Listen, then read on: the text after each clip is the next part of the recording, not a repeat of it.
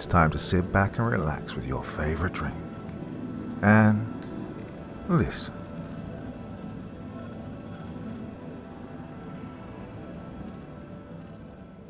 The Vatican is studying vampires at a secret research facility. 3rd of October 2019, Vatican City. On the vanishingly slim chance that a living human being happens upon this writing, I am obliged to forgive her in advance for thinking its author mad. As shall become clear presently, the story to which it bears witness is one that no sane person could accept. Indeed, the author himself wouldn't have given it the slightest credence had he not found himself quite unexpectedly at its center. My name is Father Simon Merchant. I am an ordained priest in the Society of Jesus, better known as the Jesuit Order, as well as a trained microbiologist and with subspecializations in virology and bacteriology. I became a Jesuit after completing my undergraduate studies at Harvard and earning a medical degree from the Johns Hopkins School of Medicine. I subsequently completed a doctorate in microbiology from Oxford and, until recently, was professor and chair of the Department of Microbiology at the Georgetown University School of Medicine, where I also served as chief research scientist in the McClellan Institute for Virology. I do not mention these credentials to boast, but rather for the sake of lending some degree of credibility, however small, to what I am about to write. Besides, I will never serve in any of these capacities again. I will not survive the night. But I'm getting ahead of myself. Please forgive me, the prospect of impending doom compels me to rush. In late July, I was suddenly and unexpectedly summoned by my provincial superior, Father Joseph Quinlan, to an impromptu meeting at the headquarters of the Jesuit Conference in Washington, D.C. Foregoing any pleasantries, Father Quinlan immediately produced a signed directive from none other than the Superior General of the Order himself, stating in no uncertain terms, but without explanation, that I was expected in Rome in a week's time. "Everything has been arranged," Father Quinlan said flatly. "Georgetown has approved." "Yeah, but with all due respect, Father, what is this all about?" I asked, making no attempt to hide my confusion. "I know nothing more than what is in this letter, Father Merchant," he replied. "Pack your bags." A week later I arrived in Rome, where I was welcomed at the airport by a young, nervous-looking Jesuit in a stiff black cassock. "Father Merchant," he said, "I am Father Antolini. I am to escort you to the Vatican." Like Father Quinlan before him, the anxious young Jesuit had little to offer by way of explanation. Thinking better than to press him on the matter, I allowed him to carry my bags to the waiting car and obligingly took my place next to him in the front seat. Following a relatively short, if awkwardly silent drive, we passed through the gates of Vatican City and proceeded to an imposing building that I immediately recognized as the Museo Chiaramonti. Father Antolini parked the car in a sort of alleyway behind the museo and, after unloading my luggage from the trunk, ushered me through a conspicuously out-of-place door. There we were met by an elderly man wearing the black and white robes of a Dominican friar. "Father Merchant," he said with a kind smile, "I am Dom Collini. Welcome back to Rome." "Thank you, Father," I said, shaking his hand. "May I ask, what—" He cut me off with a raised hand. "All will be explained. Father Antolini here will see to your bags. Now, please follow me." We entered a large elevator which, by the looks of it, only had 2 buttons, one for up, the other for down. Dom Collini pressed the latter with a gnarled finger and grinned toothily.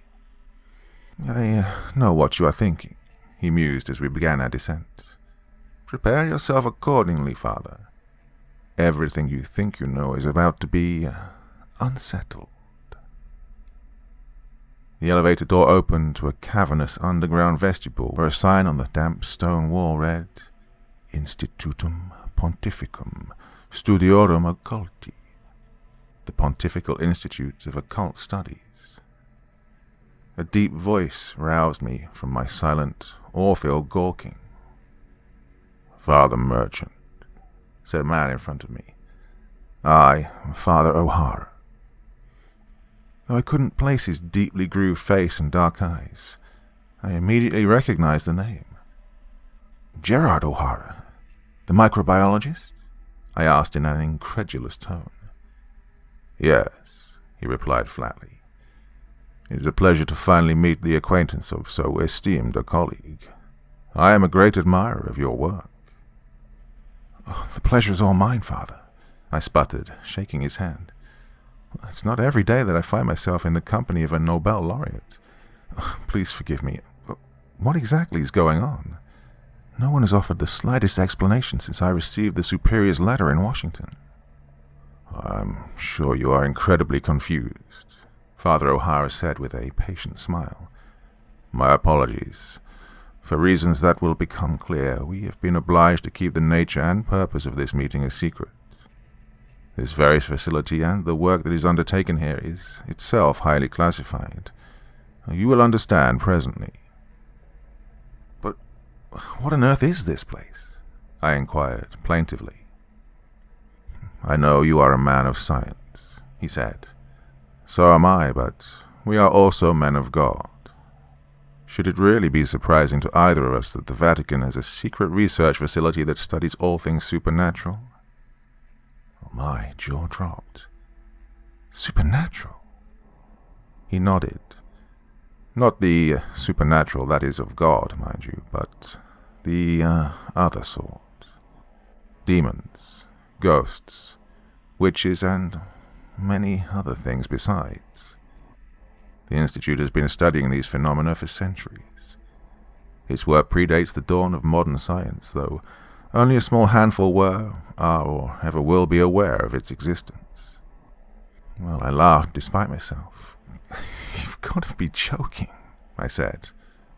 On the contrary, he replied, gesturing to Father Collini, whose presence I had momentarily forgotten. Our Dominican colleague here is the world's foremost authority on demonic possession and exorcism. Did you know that? Dom Collini smiled courteously and made a slight bow. Well, of course you didn't, Father O'Hara continued. No more than you knew that I have been conducting research on vampires for nearly 15 years. As far as anyone knows, Dom Collini is nothing more than a medievalist, and I am merely a biologist, however accomplished each of us may be in his respective field. Father, I said, shaking my hand and screwing my eyes shut, what you're saying right now is absolutely insane. Can you please tell me why I'm here? He shrugged. Come and see, he replied, indicating a door to his right.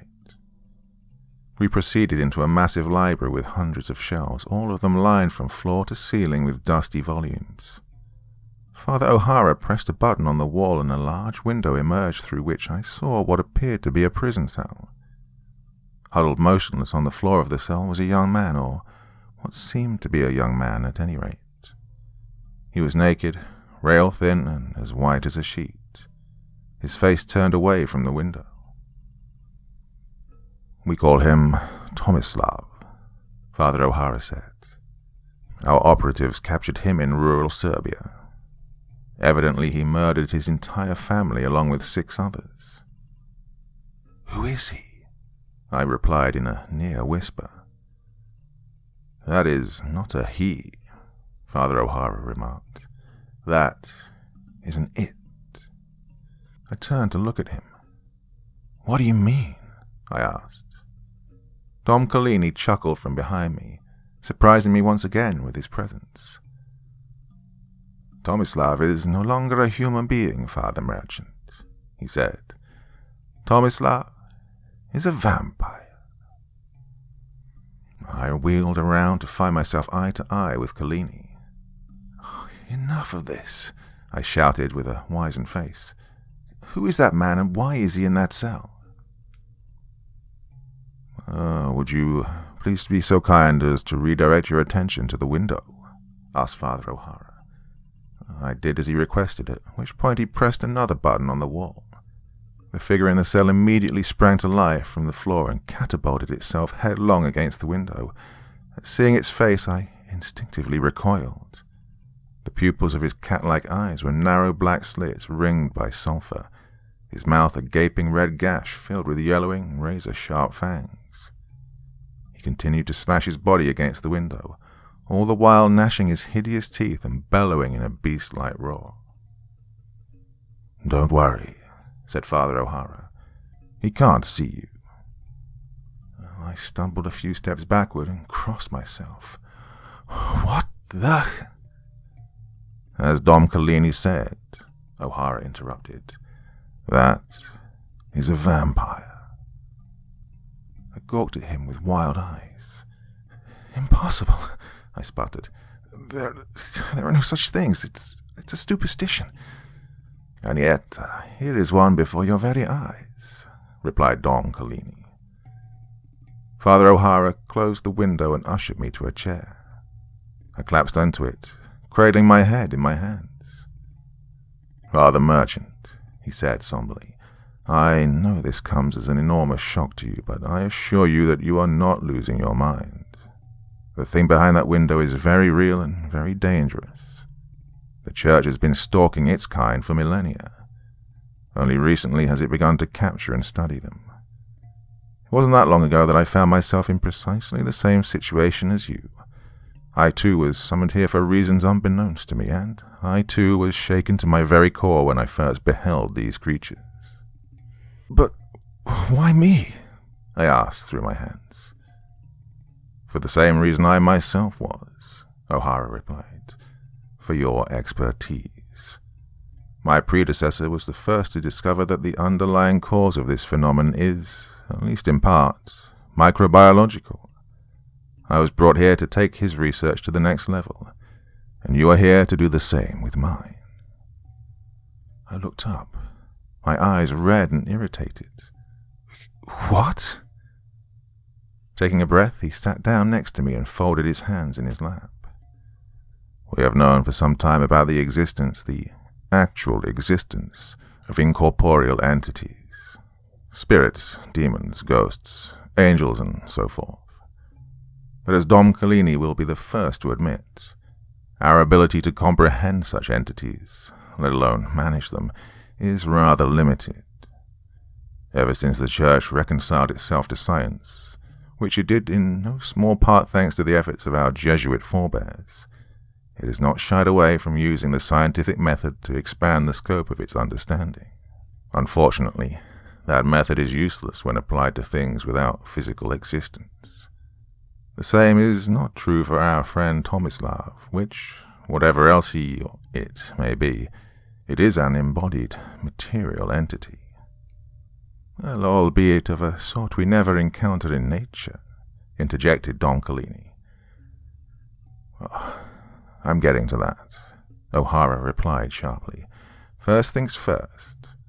Father Merchant, what I and my team have discovered may be summarized thusly. The root cause of vampirism is a virus, or something very much like a virus, that we have named the N1 photophobic hemophage. As far as viruses go, it's a large one. The virions are 90 or so nanometers in diameter, but it's definitely not a bacterium.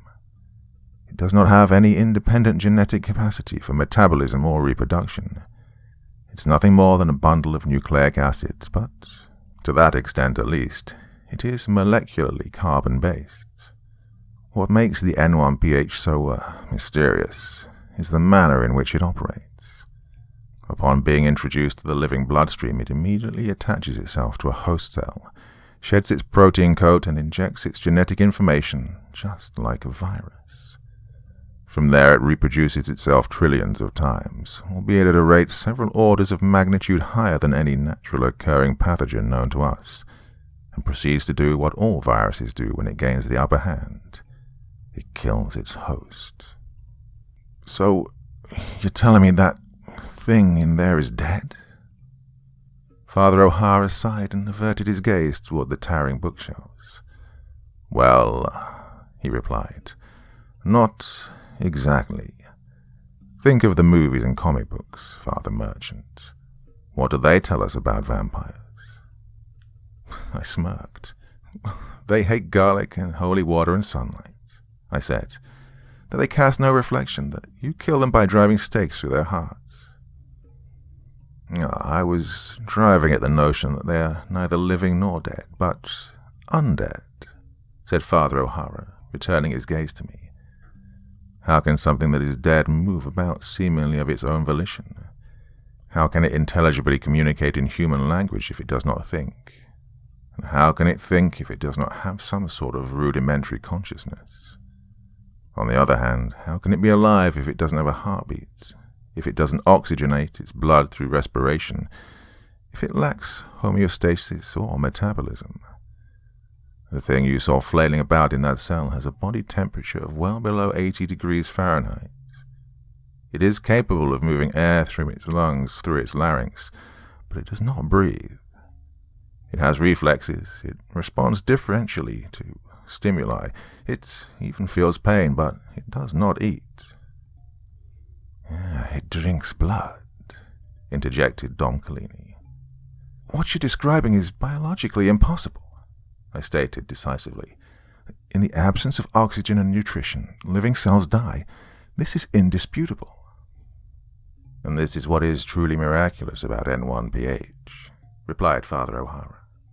In less than 48 hours, it completely overtakes every single living cell in a human body, replaces them with hybridized iterations of itself, and systematically reprograms the genome.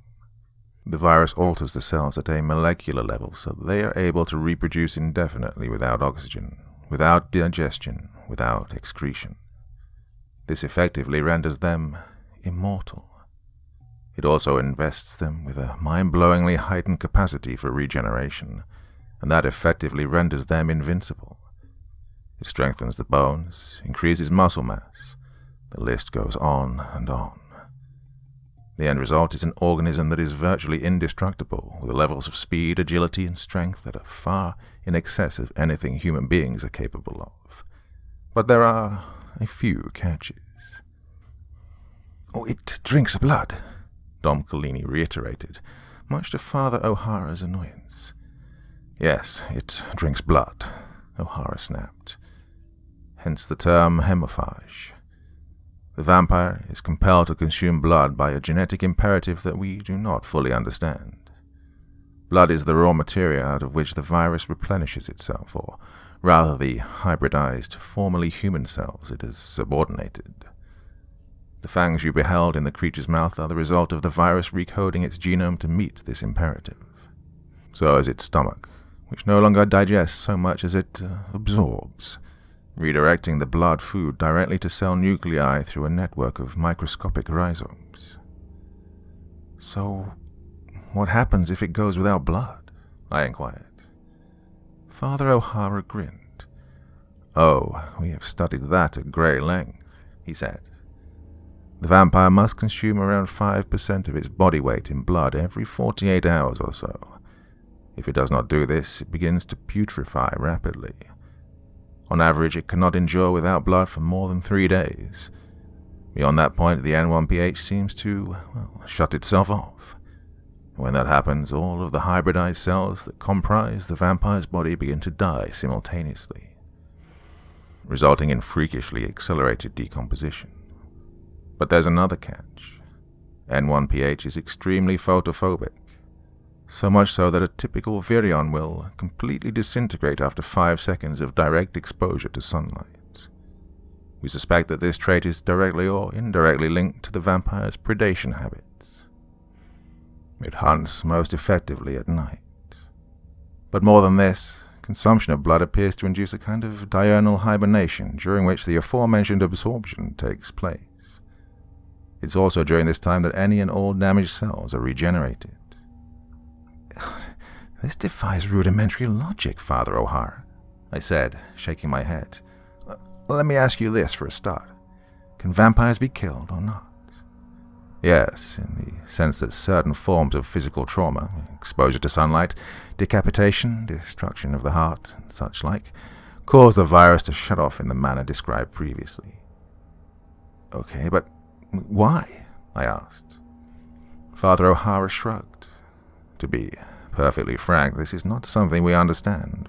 Why, for example, should the destruction of the heart, which is, for all intents and purposes, a vestigial organ for a vampire, why should it cause it to perish? Even more confoundingly, why must the heart be destroyed by wood, and not just any wood, mind you, but only the wood of specific trees? We do not have any answers to these questions. I nodded. All right, I said. Here's something else. Shouldn't vampires be far more numerous, and thus far more noticeable, given their degree of super-evolution?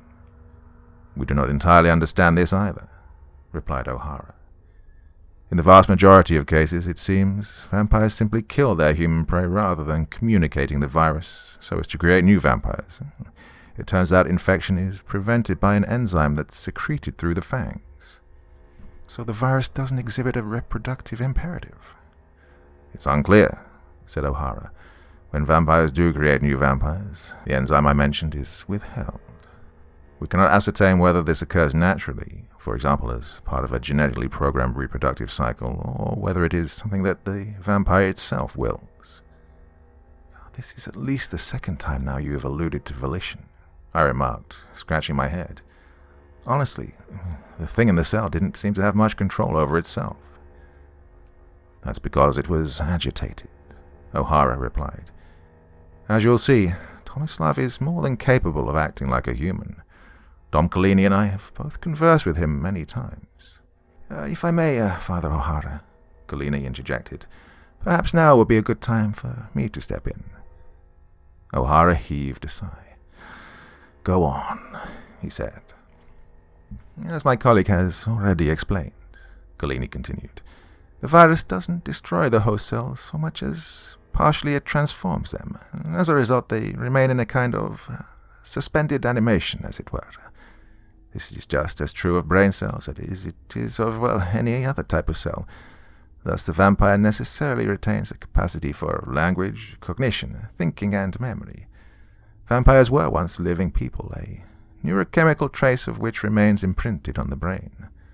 What they completely lack, though, it seems, is the slightest capacity for emotion or moral conscience. Worse, they seem to derive some kind of sadistic stimulation or pleasure from killing, and it is precisely the desire for this pleasure, not just a hunger for food, that drives them to do so. One might say they like to play with their food, to toy with their prey. They delight in the hunt. They delight in instilling fear and causing pain. In a word, they are pure evil, O'Hara remarked. Collini nodded. Precisely, he said, and this is where my colleague's scientific acumen begins to falter. Many of the superstitions surrounding vampires are false. Do vampires cast a reflection? Of course they do. They are physical entities, but many of these superstitions are true. Most interestingly, the fact that vampires experience extreme distress at the mere sight of a cross or other blessed object.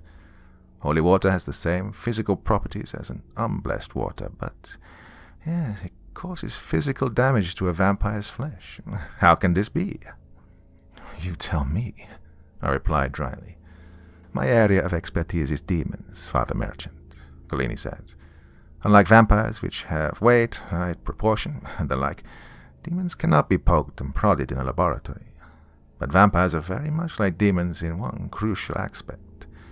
They are motivated by an unrelenting appetite for evil. I do not doubt that there's a biological dimension to that appetite, but it is not ultimately reducible to their physical constitution.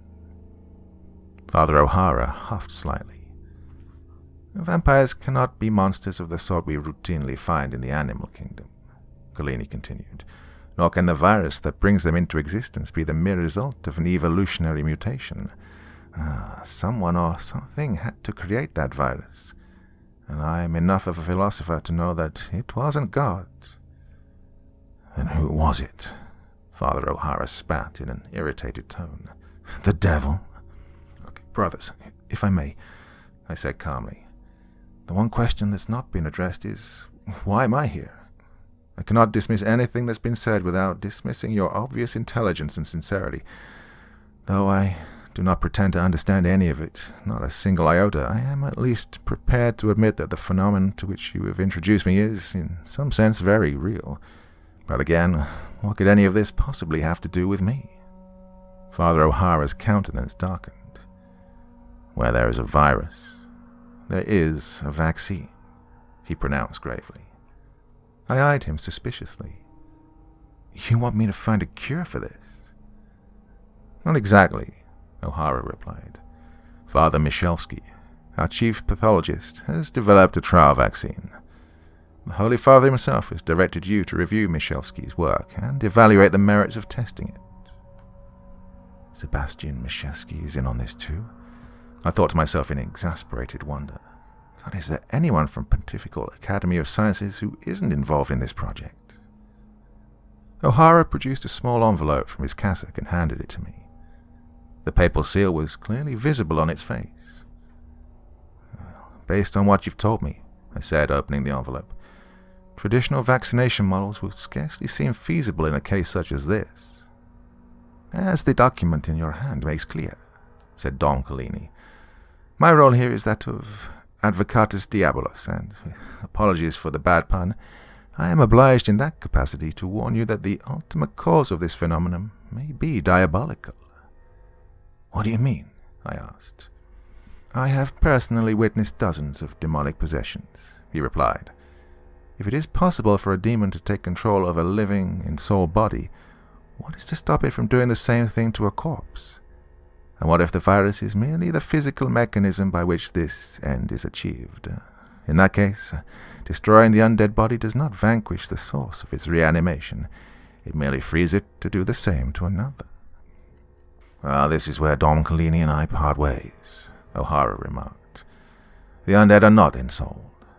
They're killing machines that mimic the speech and behavior of living men.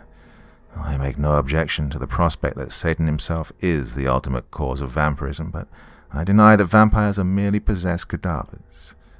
Father Collini said it best. The hybridized cells are in suspended animation. They are neither living nor dead. If there was a way to eradicate the virus while simultaneously reviving the original cells, would this not be akin to reviving a patient in cardiac arrest? Father Collini turned to Father O'Hara. Such a patient is only momentarily dead, or rather not alive, Collini said brusquely. You yourself have studied vampires whose bodies are hundreds of years old. Have not the souls that once inhabited those bodies long since gone to God? Who are you to wrest those souls from him? That is for the Church to decide, not us, replied Father O'Hara with equal venom. But Father O'Hara, I interjected, surely the question is moot if the course you propose is impracticable. As you said, the only way to cure this virus will be to engineer antibodies that are capable of killing it while simultaneously recoding the genome of the original cells. How can such a thing be accomplished? Is that not akin to what we do with pluripotent cells in gene therapy, Father? He replied. In any case, this is precisely why you are here, to make this sort of determination. My colleagues and I have paved the way for you. I exhaled deeply and stared at the floor. So, does our friend Tomislav speak English? At my request, Father O'Hara brought up the window to Tomislav's cell and, with the push of a button, enabled the creature to see the three of us standing beyond it. As before, the vampire was huddled on the floor in a pallid heap. Tomislav, I said through the intercom, I'm Father Merchant. He stirred slightly before angling his head slowly toward the window. The monstrous features I'd observed previously were gone, replaced by the visage of an ordinary man in his early 20s. My name is not Tomislav, the creature replied in a thick Balkan accent. I am Radovan Grubacic. Not any more, said Father O'Hara to my left. I held up a hand to silence him. My apologies, Radovan, I said calmly. Do you know why you're here? The vampire leered at me and snickered menacingly. His eyes sparkled with malevolent intelligence. Do you know why you are here, priest? My understanding is that you have a disease, I replied. I'm here to determine how to help you. The snicker grew to an uproarious guffaw. Help me? Is that what you call this torture? You know it's for your own protection, I said. My understanding is that you've murdered many people. The laughter subsided. "It is I who must be protected from your companions," the vampire said, pointing a long, thin finger at Fathers O'Hara and Collini. I noticed for the first time that his fingernails were razor-sharp talons. "They have subjected me to unspeakable torments." "Radovan, are you a vampire?" I inquired plainly. "I am an immortal," the creature shouted, springing limbally to its feet. "I am the incarnation of the very thing you charlatans promise the ignorant masses only in death. Now you call it a disease and presume to cure me of it. Would you do the same for your Christ, I wonder?" Father Collini produced a small crucifix from his robes and held it up toward the window. "Stay where you are," he growled. The vampire recoiled with a sinister hiss. "Why did you tell Father Merchant here what you did to your own children?" said Father O'Hara. The vampire resumed his snicker. "The price of immortality is blood," it said to O'Hara. "Is this not what your church teaches, you hypocrite?" "We're here in our capacity as scientists," I interjected. "Our aim is to understand." "Fine, then," the vampire replied, turning his dark, cold eyes to me.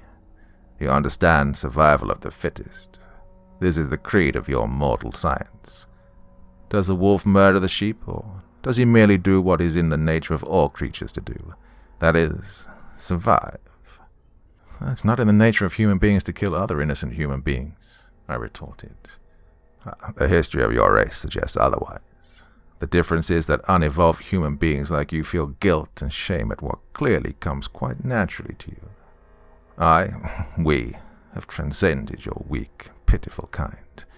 Our destiny is to inherit the earth. Yours is extinction. Come, scientist. Surely you understand that there's no morality in nature, only strength and power."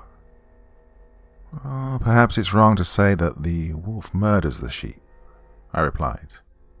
"But does he enjoy stalking her? Does he take pleasure in her agony? Because, as I understand it, your kind is motivated by something more than a will to survive. You delight in killing." The vampire leered. "Power is freedom. What human being does not seek freedom and find delight in the power that comes from it? I have been free from the shackles of your pathetic morality. My power lies in this. I am more human than you could ever possibly be." Father Collini took me and O'Hara aside. "Before its transformation, the vampire was a 22-year-old farm laborer with little more than an elementary education. Oh, listen to how it talks. Putting aside the puzzling fact that it speaks English fluently, how could it possibly hold forth like this? I have engaged in many such disquisitions with demons. This is not the symptom of a disease." "On the contrary, Don Collini," replied O'Hara. "We know that the virus is capable of physically augmenting the biological architecture of its host. You yourself suggested that this includes the brain." Collini nodded. "Observe, Father Merchant." He turned to the vampire. "Dice in veritatem, spiritus infernalis est?" "Quid illud est," the vampire replied immediately. "Non intelligio strepitus tuos." Collini turned back to Father O'Hara and me. "So the virus is capable of teaching its host to speak Latin?" O'Hara scoffed. "Is it really so difficult to believe? Just look at everything the creature is capable of. You yourself witnessed it bite through its restraints and leap 10 feet in the air." "I grow weary of these trifles," the vampire remarked from behind the window. Father O'Hara slammed his fist against one of the buttons on the wall. The vampire unleashed a hideous roar as the window closed. "Enough," growled O'Hara. "There are 2 options on the table here, both untested, and the Holy Father has ordered you to consider them, Father Merchant. That is what you must do." "But what's the second option?" I asked earnestly. "The ritus exorcismus," replied Dom Collini. "Which would, in all likelihood, destroy the subject," retorted O'Hara. "We have 24 such subjects in our custody at present. said Collini. "If everything you claim about them is accurate, then surely we can afford to sacrifice one or two." "Gentlemen," I interjected, "I should like to speak with Father Myślewski."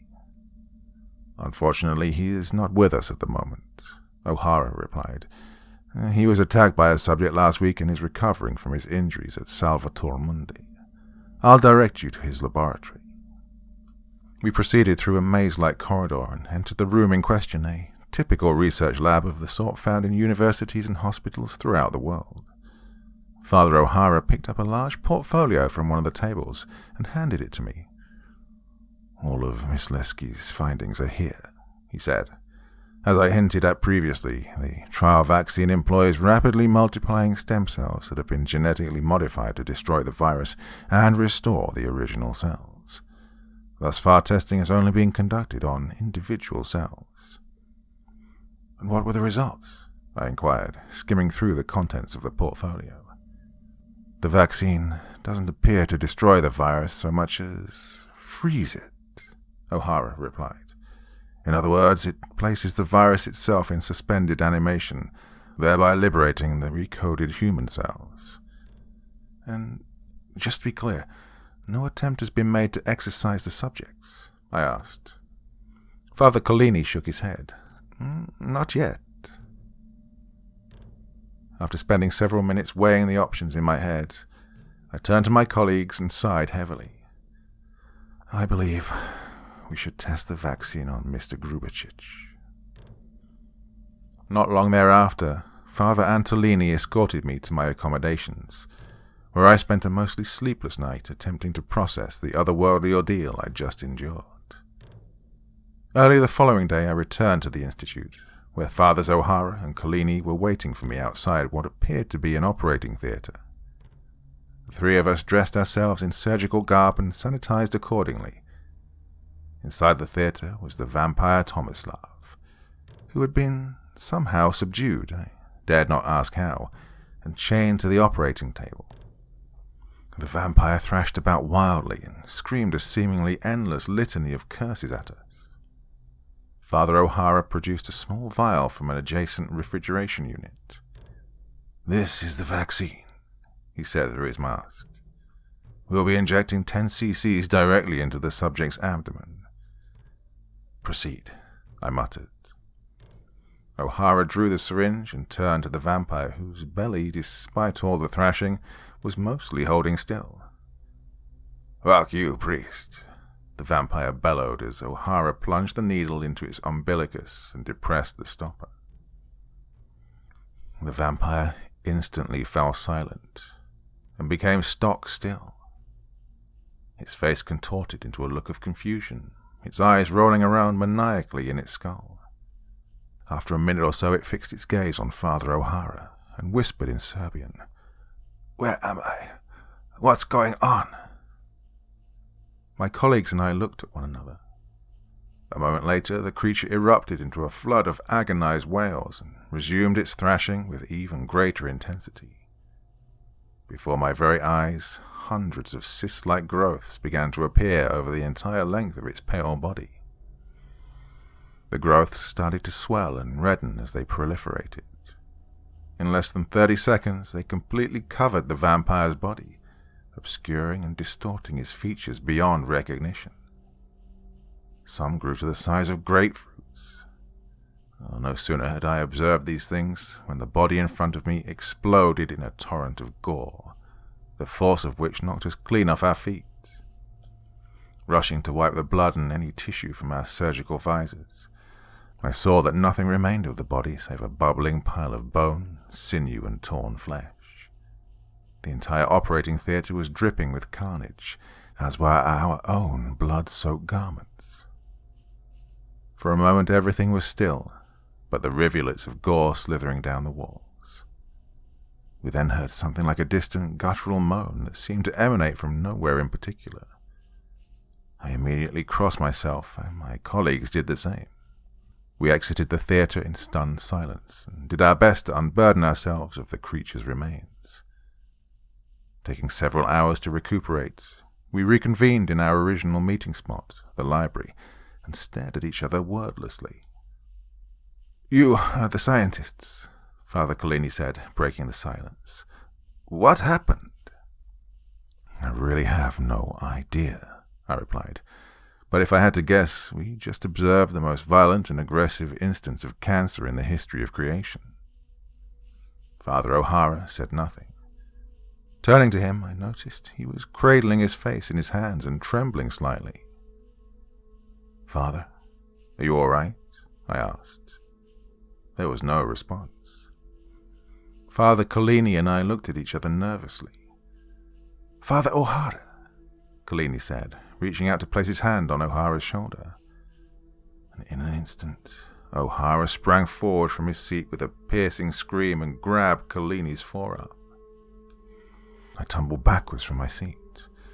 Just as I began to yell, O'Hara effortlessly pulled Collini across the table and flung him like a doll across the length of the room, his body crashing violently into the bookshelves. O'Hara's head turned toward me with a snap. In a matter of seconds, the pupils of his eyes narrowed to cat-like slits, the surrounding sclera turning a sickening shade of yellow, the incisors in his gaping mouth transforming into knife-like fangs. Moments later, the door of the library swung open and a cadre of soldiers in full armor swarmed the room. O'Hara emitted a nauseating hiss before the leader of the cadre fired what appeared to be a dart directly between his sulphurous eyes. Immediately, the priest dropped on the floor, motionless. Several soldiers rushed upon his body and shackled him.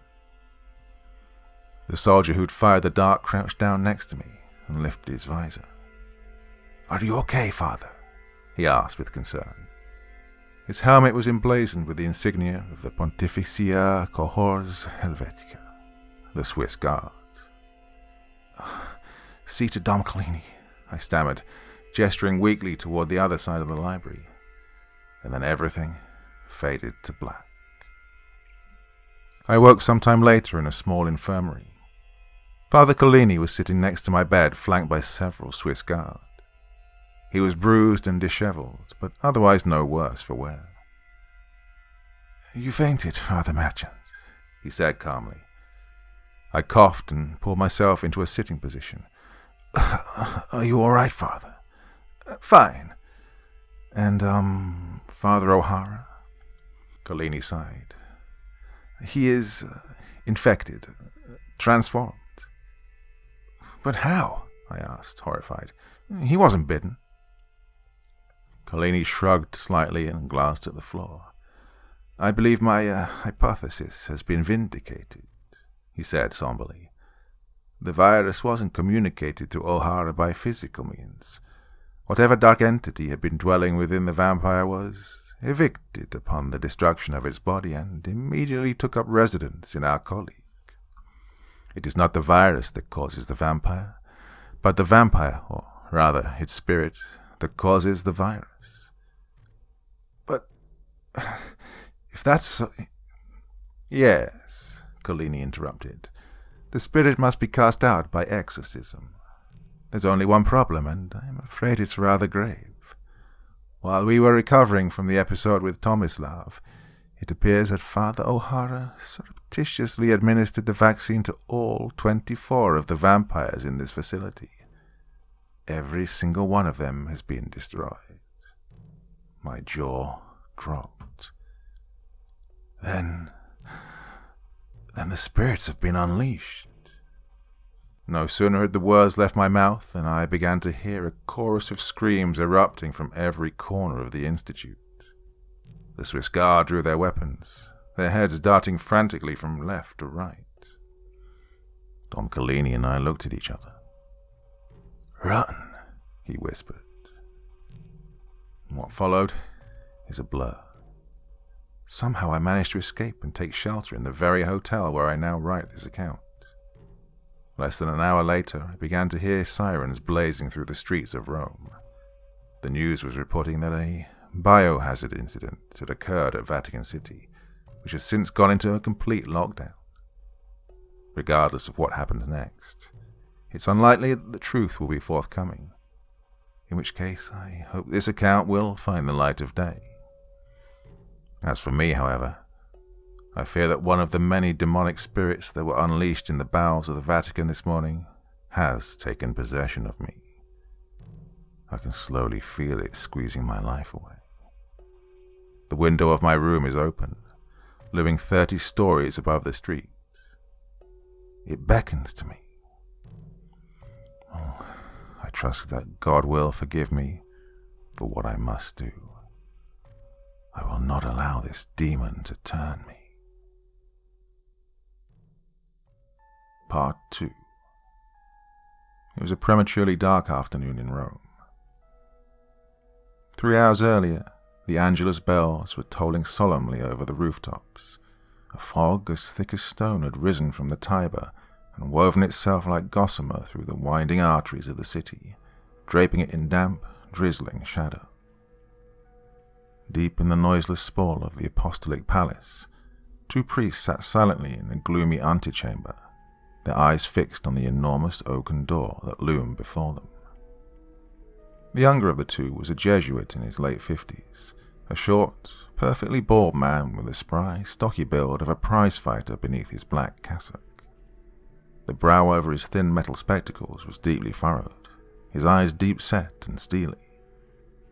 A jagged scar covered the entire length of his face from temple to chin. The other was a stooped, weather-beaten old man cloaked in the austere robes of a Dominican friar, his sunken cheeks fringed by snow-white whiskers. What remained of his powdery hair curled in ringlets around his black succhetto. After some time, the Jesuit turned to his companion and grinned. "So, what are you in for?" he inquired in a deep Slavic baritone, his eyes twinkling mischievously. The old friar smirked. "I see you haven't lost your sense of humor, Father Myslewski." "One needs a sense of humor in this line of work, Dom Collini," he replied, clapping the friar chummily on his knee. Collini chuckled despite himself. "Indeed, and also patience," he remarked, glancing at his wristwatch. "You'd think the church would have learned to keep to a schedule after 2,000 years. Just then, the door began to open. "Speak of the devil," Myslewski mused sardonically. A young priest emerged from the shadows beyond the door, his face pale in the half-light. "Reverend Fathers," he said, extending a thin hand, "please come with me." The 2 men looked at each other apprehensively and rose from their seats. Following behind the young priest, they entered a cavernous, candle-lit room, its walls cloaked from floor to ceiling with bright medieval tapestries. Sitting behind a long, ornately carved table near the center of the room were 3 cardinals. The one in the center, a tall, stern-looking African with fiery eyes and a severe jaw, gestured at 2 adjacent chairs. "Fathers," he said in a booming voice that echoed throughout the room. The cardinal to his left was a rotund, cherub-like man with a double chin that jiggled over his pectoral cross. The other was a slender, middle-aged man with hawk-like eyes and thin, tightly pressed lips. The 2 priests crossed the room, making to kiss the cardinal's rings. The imposing African raised his hand abruptly. "No need for the formalities today," he thundered. "Please, take a seat." The priests did as he requested, Collini placing his hands in his lap, Myslewski folding his muscular arms across his chest. The young priest who'd escorted them into the room took his place at a nearby desk equipped with what appeared to be a tape recorder. "I am Cardinal Boniface Ngoa of the Congregation of the Doctrine of the Faith. To my right is Cardinal Picciarelli, who's appearing on behalf of the Signatura. To my left is Cardinal Michelet from the Secretariat of State. We've been appointed by His Eminence Cardinal Boccianello to conduct this hearing, which shall be recorded by my assistant, Father Spizzi. Now, revered fathers, please be so kind as to state your names and positions for the record." Collini and Myslewski glanced at each other nervously. "Don't look at me," Myslewski muttered. "You're the one that got us into this mess." Collini scowled at his companion before turning to the cardinals and clearing his throat noisily. Your Eminence, he said, I'm Father Paolo Collini, friar of the Ordo Predictorium and professor of medieval history at the Pontifical University of St. Thomas Aquinas. And, replied Cardinal Ngoa forcefully. Collini sighed. And also chief exorcist and chair of the Department of Demonology in the Pontifical Institute of Occult Studies. And you, Father? Said Ngoa, turning to Myslewski. The whole truth, if you please. Sebastian Myslewski, Your Eminence, his companion intoned gruffly. Society of Jesus, professor of pathology at La Sapienza, chief pathologist of the Institute's biological division. Thank you, Reverend Fathers, Cardinal Ngoa said, rifling through an enormous portfolio that was laid out on the desk before him. Now, as you are aware, we're here to discuss the incident that took place on September 27th of this year. You should know that we have already interviewed the half-dozen or so other witnesses who managed to survive this incident, as well as other personnel from the Institute who were fortunate enough to be absent when it occurred. We have also conducted an extremely thorough and highly classified investigation into the activities of the Institute, including a painstaking review of your late colleague Father O'Hara's research. Needless to say, all of this has come as a colossal shock to those members of the Curia who have been made privy to our findings. Collini and Myslewski glanced at each other again, with palpable anxiety. The corpulent Cardinal Michelet chuckled slightly.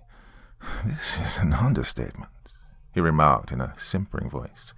We cannot begin to comprehend what a monumental disaster this has been for the Secretariat of State.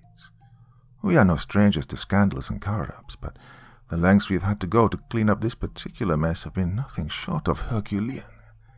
Oh, I shudder to think how worse the situation would be had Father Merchant's letter ended up in the wrong hands. Fortunately, we've managed to spin the incident as a freak scientific mishap. For the time being at least, this spin is being accepted by the public and the wider church. Not to dismiss my colleague's concerns, said Cardinal Picciarelli, but PR is the least of our worries at present. Over and above the 16 documented fatalities, there are at least a dozen Vatican personnel who remain unaccounted for and are presumed to be at large. This includes Father Merchant, whose whereabouts have been unknown since the gendarmerie discovered his letter at the Hotel Borghese. Father Merchant is alive? Stammered Don Collini, incredulously. We are asking the questions here, Father, bellowed Cardinal Ngoa. You are reputed to have performed more exorcisms than any living man of the cloth. How is it, then, that none of the exorcists known to the congregation of the doctrine of the faith have ever heard of you in this capacity? As far as we're aware, only a handful of exorcisms have taken place under the Church's imprimatur since the Second Vatican Council. You were not consulted by any of the parties involved in these cases. Is that correct? Yes, Dom Collini replied with a sigh. The fellows of the Institute are bound by a strict oath of secrecy that we have scrupulously maintained for 8 centuries. Is this true, Father Myslewski? Ngoa asked. You know it is, Your Eminence, Myslewski replied tersely.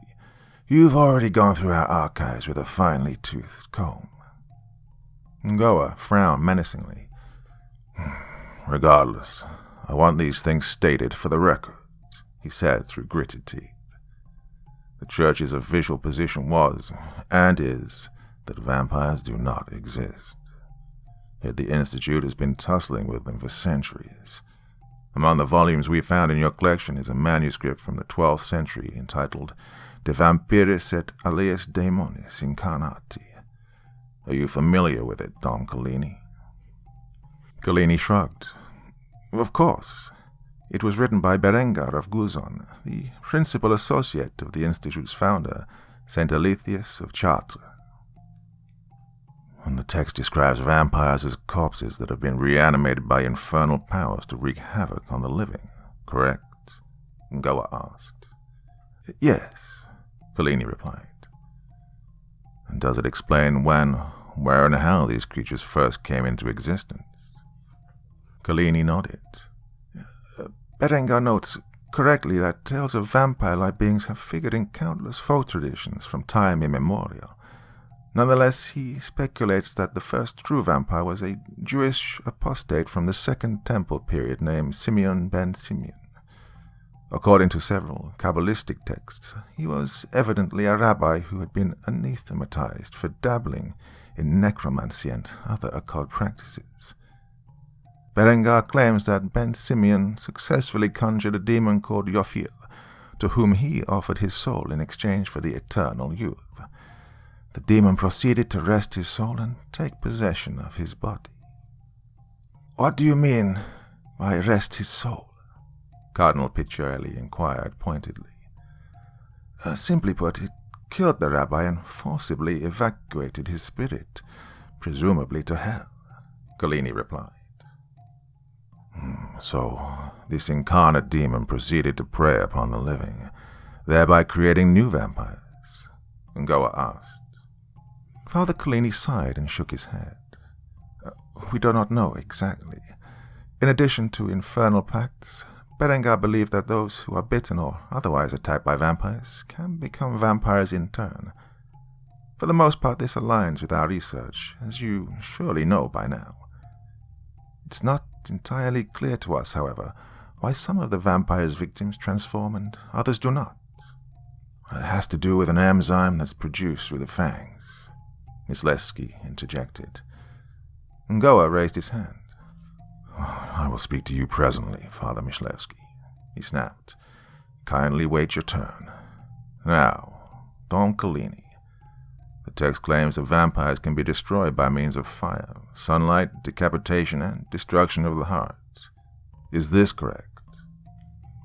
Yes, Collini replied, although the heart can only be successfully destroyed with a stake constructed of ashwood.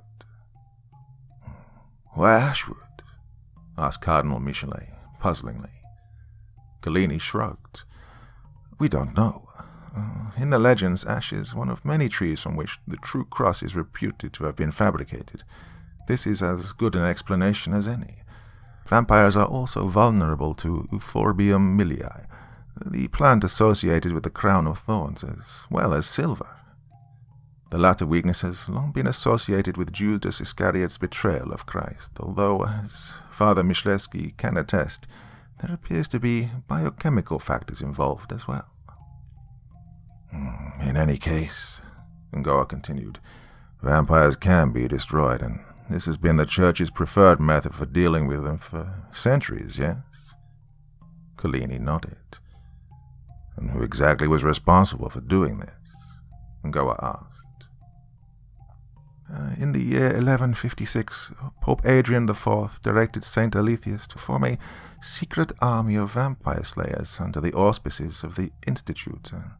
Thus was founded the Ordo Melutum Sacri Cordis, the Order of Knights of the Sacred Heart, a secret cadre of warrior priests. In the 16th century, the order was reconstituted as a secret division of the Pontifical Swiss Guard. Does the order remain active? In 1967, Pope Paul VI directed the Institute to adopt its present policy, Collini replied. Which is what exactly? Inquired Cardinal Michelet. To conduct scientific research on captured vampires, said Collini with a shrug. Members of the order have been responsible for doing the capturing. They also serve as the Institute's gendarme. But Dom Collini, Ngoa intoned gravely, if vampires are demons, then surely the Church has seen fit to exorcise them, yes? Collini averted his gaze. No, he replied sheepishly. Ngoa's brow furrowed. Why not? Because until recently the prevailing view has been that vampirism is a largely biological phenomenon with a largely biological solution, Myslevsky interjected. All right, Father Myslevsky, Ngoa replied with a heaving sigh. Oh, let's talk about that. Your late colleague, Father O'Hara, was the first to discover that vampirism is caused by a virus, or a virus-like pathogen, correct? He did not propose a theory, Myslevsky said, but he was the first to confirm it experimentally, under laboratory conditions. And you yourself have been responsible for developing a medicinal treatment for this illness? Ngoa asked. My team and I, yes, Myslevsky replied. Ngoa nodded. Oh, by the way, he said with feigned precipitance, how did you come by that terrible scar on your face? Myslevsky squared his jaw. I was attacked by a subject, he replied. The damn thing tore me to pieces with his claws. And that is why you were not present during the events of September. That's right, Myslevsky said. I was in hospital at the time. I see, Ngoa said with a nod. At any point previously were any of the subjects in your custody intentionally or unintentionally destroyed? Yes, Myslevsky replied. During the first 10 or so years of the project, several studies were undertaken to confirm traditional claims regarding the vampire's weaknesses, as well as to investigate its hemophagic diet. That was before my and O'Hara's time, however. In the 15 years that we'd been involved, all subjects were meticulously preserved. Just to be clear, Ngoa continued, your considered judgment prior to the events in question was that vampirism can only be transmitted by physical means, yes? That was my position, yes, Myslevsky replied. And once a trial vaccine was developed, the Holy Father summoned Father Merchant from Washington for purposes of weighing the merits of testing it. That's right, Myslevsky said. Had you not been indisposed, interjected Cardinal Michelet, I take it that you would have sided with Father O'Hara and agreed with Father Merchant's verdict. No question, Myslevsky stated decisively. I had absolutely no reason to anticipate these consequences. To this very day, I still have no idea how to account for them.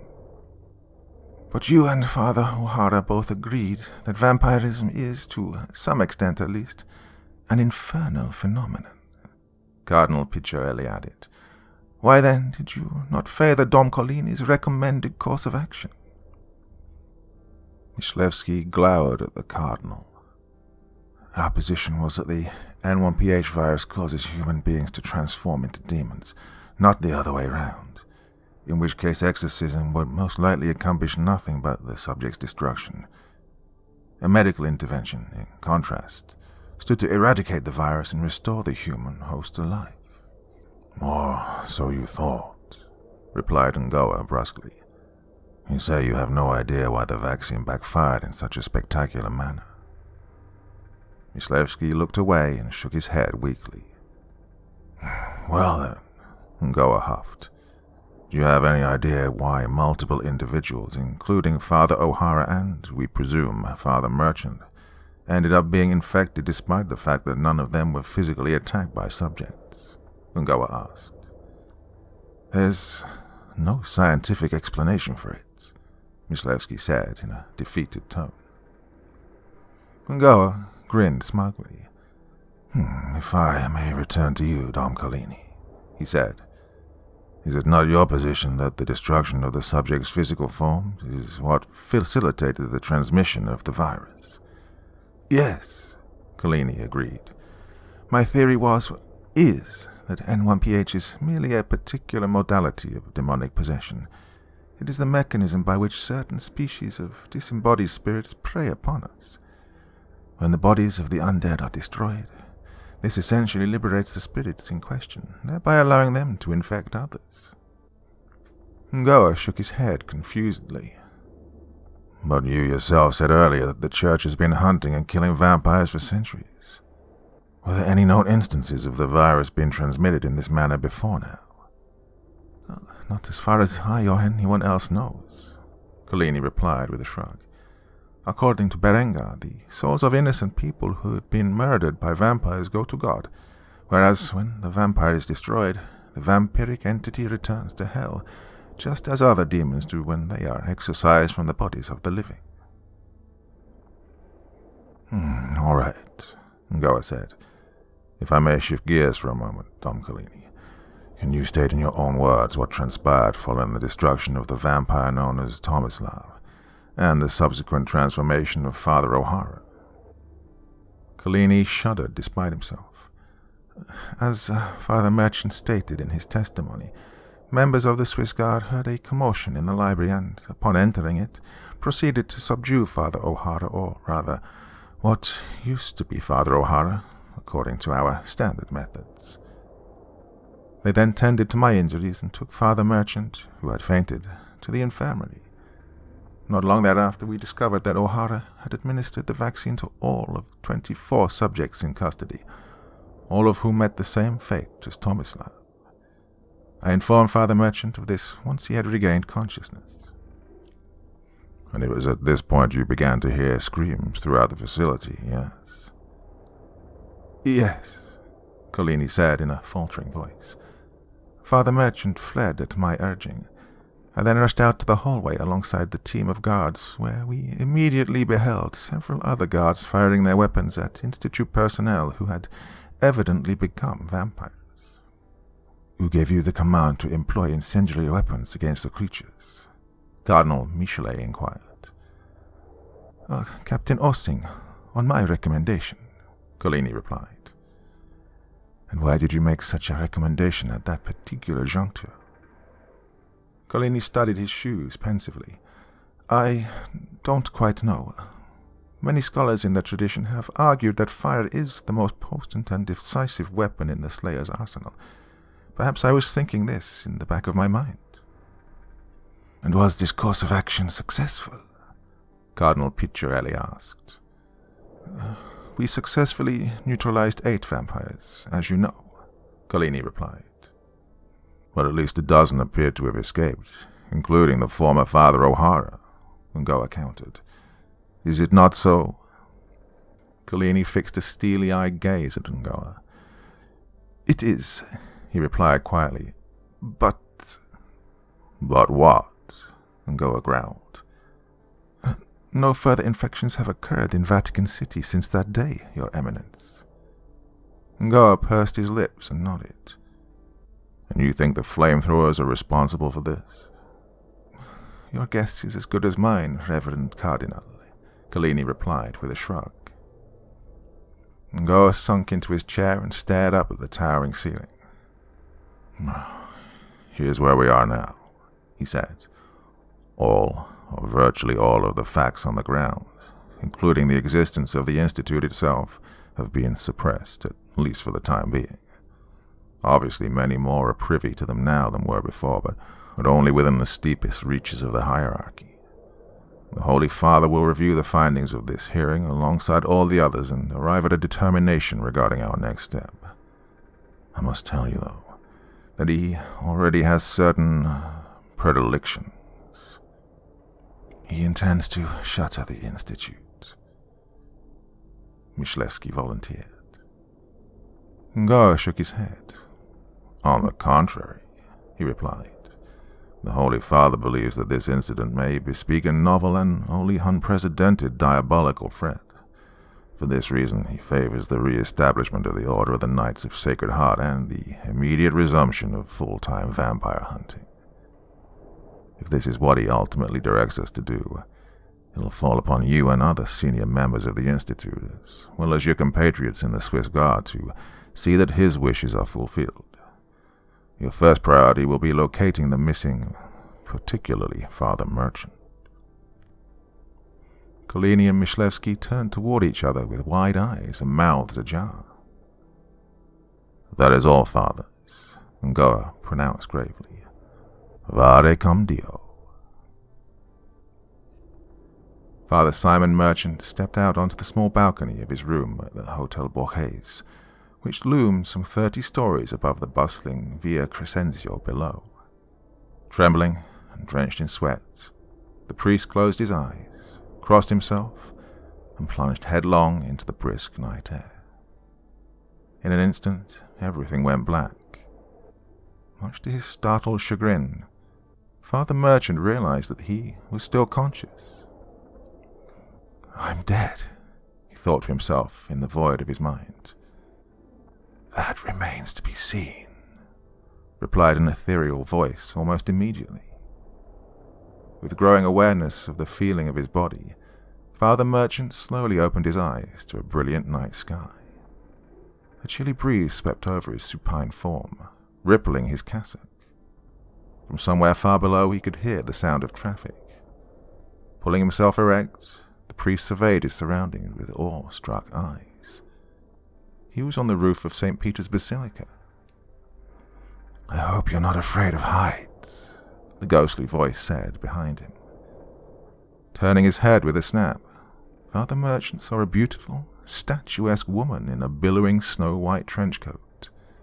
Her blonde hair whipped wildly around her porcelain face. What? Merchant stammered weakly. The woman crouched down and fixed her piercing blue eyes on him, the sides of her mouth curling into a radiant smile. She placed a hand on his trembling shoulder and, all at once, he felt nothing but warmth and calm. "I am Shimushel," she said, her voice now clear and distinct. "Are you, an angel?" She laughed, giving Merchant a wink. "I suppose that is what you call us. Now be still and listen. The evil that has befallen you is lifted." She gestured to her left, where Merchant spied a vaporous, coal-black cloud hovering in mid-air above the precipice. Merchant's jaw dropped. "This is the shed, the demon as you call it, that dwelled within you, seeking your destruction. Had you gone through with your plan, it would have exited your lifeless body and immediately taken possession of the nearest passerby. My master has seen fit to prevent this from happening." "You mean God?" Merchant said in a near whisper. Shimushel nodded. "But why?" "Because your work is not yet finished," she replied. "My master gives you this choice. Obey his will and live, or deny him and die." "Why me? What does he want from me?" Merchant sputtered. The angel glanced at the cloud-like spectre. "The enemy is abroad, yet something has changed. What you have witnessed is new," she said. "You're among those who have been chosen to wage war against it." "I don't understand," Merchant replied, utterly beside himself. "It was no mistake that the church summoned you," the angel continued. "You will understand why in time, but now you must make your choice. A covenant has been offered. Should you enter it, the wage is life, and the cost is service. My master, for his part, will always be at your side in this. If you decline, the wage is death, but you shall not suffer the torments of hell, only the eternal pangs of your own conscience. The master has said, no greater love is there than to lay down one's life for a friend. You are his friend if you keep his commands." "Tell me what I must do," Merchant beseeched. "You must go from this place and abide for 40 days, during which time you will receive further counsel. You shall not speak to any mortal soul. You shall speak only to God and his messengers. Do you accept?"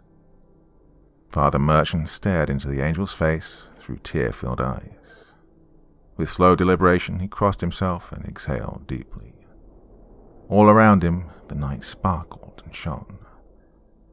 "I am the servant of the Lord," he whispered. "Be it done to me according to his will." Following Collini's and Myslewski's inquest, a terrific storm erupted in the skies of Rome. Rain fell in buckets upon the streets as scores of pedestrians rushed to take shelter or to return to their homes.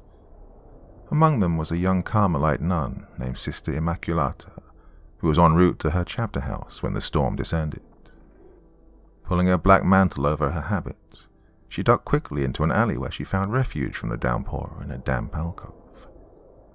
In the momentary flash of lightning, she saw what appeared to be a priest standing on the other side of the alley. Father!" she shouted over the din of the storm. Motionless and obscured by shadow, the priest said nothing. A moment later he began to pace slowly toward her across the flooding cobblestones. The priest stopped, standing close enough to the nun that she could hear his raspy breathing, but far enough away that his face remained concealed. When the lightning flashed again, Sister Immaculata's eyes widened and her mouth fell open into a silent scream. The glowing yellow eyes and gleaming razor-like fangs that appeared before her were the last things she would ever see with human eyes. All across the Eternal City that night, the sewers would run red with innocent blood. Part 3. Texts and Visions. From the Times of London, 3rd of February. Rome. 6 additional victims have been identified in the latest of a string of disappearances and brutal homicides that have been terrorizing the Italian capital for nearly 5 weeks. According to a joint statement from the municipal police, the Polizia di Stato, and the Carabinieri, law enforcement officials are redoubling their efforts to investigate the crimes, which have thus far resulted in at least 16 disappearances and 27 confirmed slayings. The body of the first known victim, a 30-year-old nun named Sister Immaculata Bruno, was discovered in early January. As of this morning, there are no firm leads. On a cold but otherwise calm February evening, a pair of carabinieri were just about to complete their shift when they received a call from dispatch reporting a disturbance and possible break-in at the Church of St. Hilary in the Trastevere district. Officer Angioni, the senior of the two, rolled his eyes and heaved an annoyed sigh. "The hell with this," he said to his partner, Fiorelli. "I just want to grab a sandwich and go home to bed already." It's probably just some crazy bum, drunk off his ass," Fiorelli replied. "Let's get it over with." Arriving at the church a few minutes later, the officers encountered a nervous-looking priest pacing outside the door of the rectory. Upon seeing them, he rushed forward. "Officers," he sputtered, pointing to the adjacent church. "There's someone in there." "Okay, just calm down, Father," replied Angioni, placing his hands on the priest's shoulders. "Are you the one who phoned this in?" "Yes," the priest replied with unabated agitation. "I am the pastor here. I was awakened by loud sounds in the church, banging sounds, crashing, glass breaking. Oh, please help." Okay, said Angioni calmly. "Just go back inside and we'll check it out." After following up with dispatch, the two carabinieri gingerly entered the church. "Police!" they bellowed in unison, drawing their sleek black berettas and surveying the darkened sanctuary with their torches. Almost immediately the narrow beams of light revealed a shadowy figure crouched down near the altar. Though its back was turned to them, they could see it was clothed in the garb of a nun. "Identify yourself," Angioni yelled. Stepping slowly down the center aisle, the two officers noticed that the church was an utter shambles, the marble floor littered with shards of glass and porcelain. The figure stood motionless and said nothing. Halting a few paces from it, Angioni and Fiorelli repeated their command with greater force. With blinding suddenness, the figure wheeled around and jumped to its feet. The inhuman face that appeared in the light of the torches was smeared with blood, its yellow eyes blazing, its fanged maw dripping with gore. To their utter horror, the officers saw it was clutching the mutilated body of an infant in its claw-like hands, the tiny head of which had been nearly ripped from its shoulders. The sudden motion of the thing before them issued a sickening spray of blood. Just as it began to emit a piercing shriek, the two carabinieri frantically unloaded their pistols, the church erupting in a thunderous cacophony of bullets. The impact of the shots pummeled the creature, launching its body backwards into the altarpiece. The mangled corpse from its hands took flight and crashed a hideous splat somewhere in the shadows. What the fuck? Fiorelli stammered, his pistol trembling violently. Only slightly less rattled, Angione took a few cautious steps toward the creature, which lay crumpled and motionless in a heap below the altar. Just as he reached down, its eyes shot open and, with a monstrous hiss, it grabbed his collar and pulled him downward with one hand. With otherworldly speed, the other hand tore into Angione's throat just below the chin, the talons of its fingers emerging seconds later from between his lips and curling into a grip. All at once the hand jerked backwards, wrenching the policeman's lower jaw clean from his skull with a sound like ripping paper. A grisly torrent of blood erupted from the void as his body slumped lifelessly to the ground. Fiorelli's eyes had barely had a chance to widen when the creature fell upon him nose to nose, his torch and sidearm clattering against the floor. Locking its gnarled fingers around his waist, the thing catapulted him straight up into the ceiling of the church, his head exploding like a melon against the stone buttresses. Moments later, the body returned to earth with a wet thud, its ruined skull showering nearby pews with brain and bones. In the candle-smoke gloom of the sanctuary, the creature snickered fiendishly, its formerly white habit stained with the darkest of reds. "Dona nobis pacem," it croaked through bloody lips. From the Washington Post, 3rd of January. Rome. Vatican City officials report that Father Simon Merchant, a well-known virologist and erstwhile professor at Georgetown University, remains missing following a biohazard incident that took place at a Vatican laboratory in September.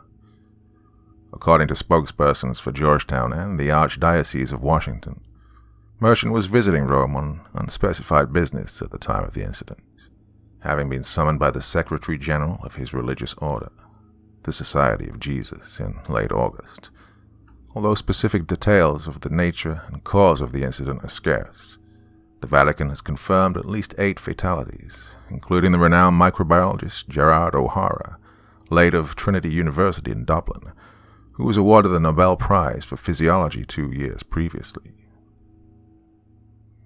Olivia Norcross had been waiting outside the Department of Microbiology for nearly 45 minutes when an administrative assistant finally ushered her into the interim chair's office.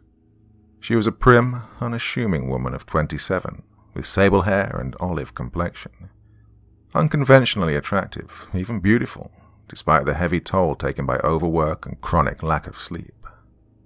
A brilliant graduate student of considerable promise, she had, until recently, been Simon Merchant's protégé and star pupil, overseeing nearly a dozen clinical studies and clocking in countless hours in Merchant's lab.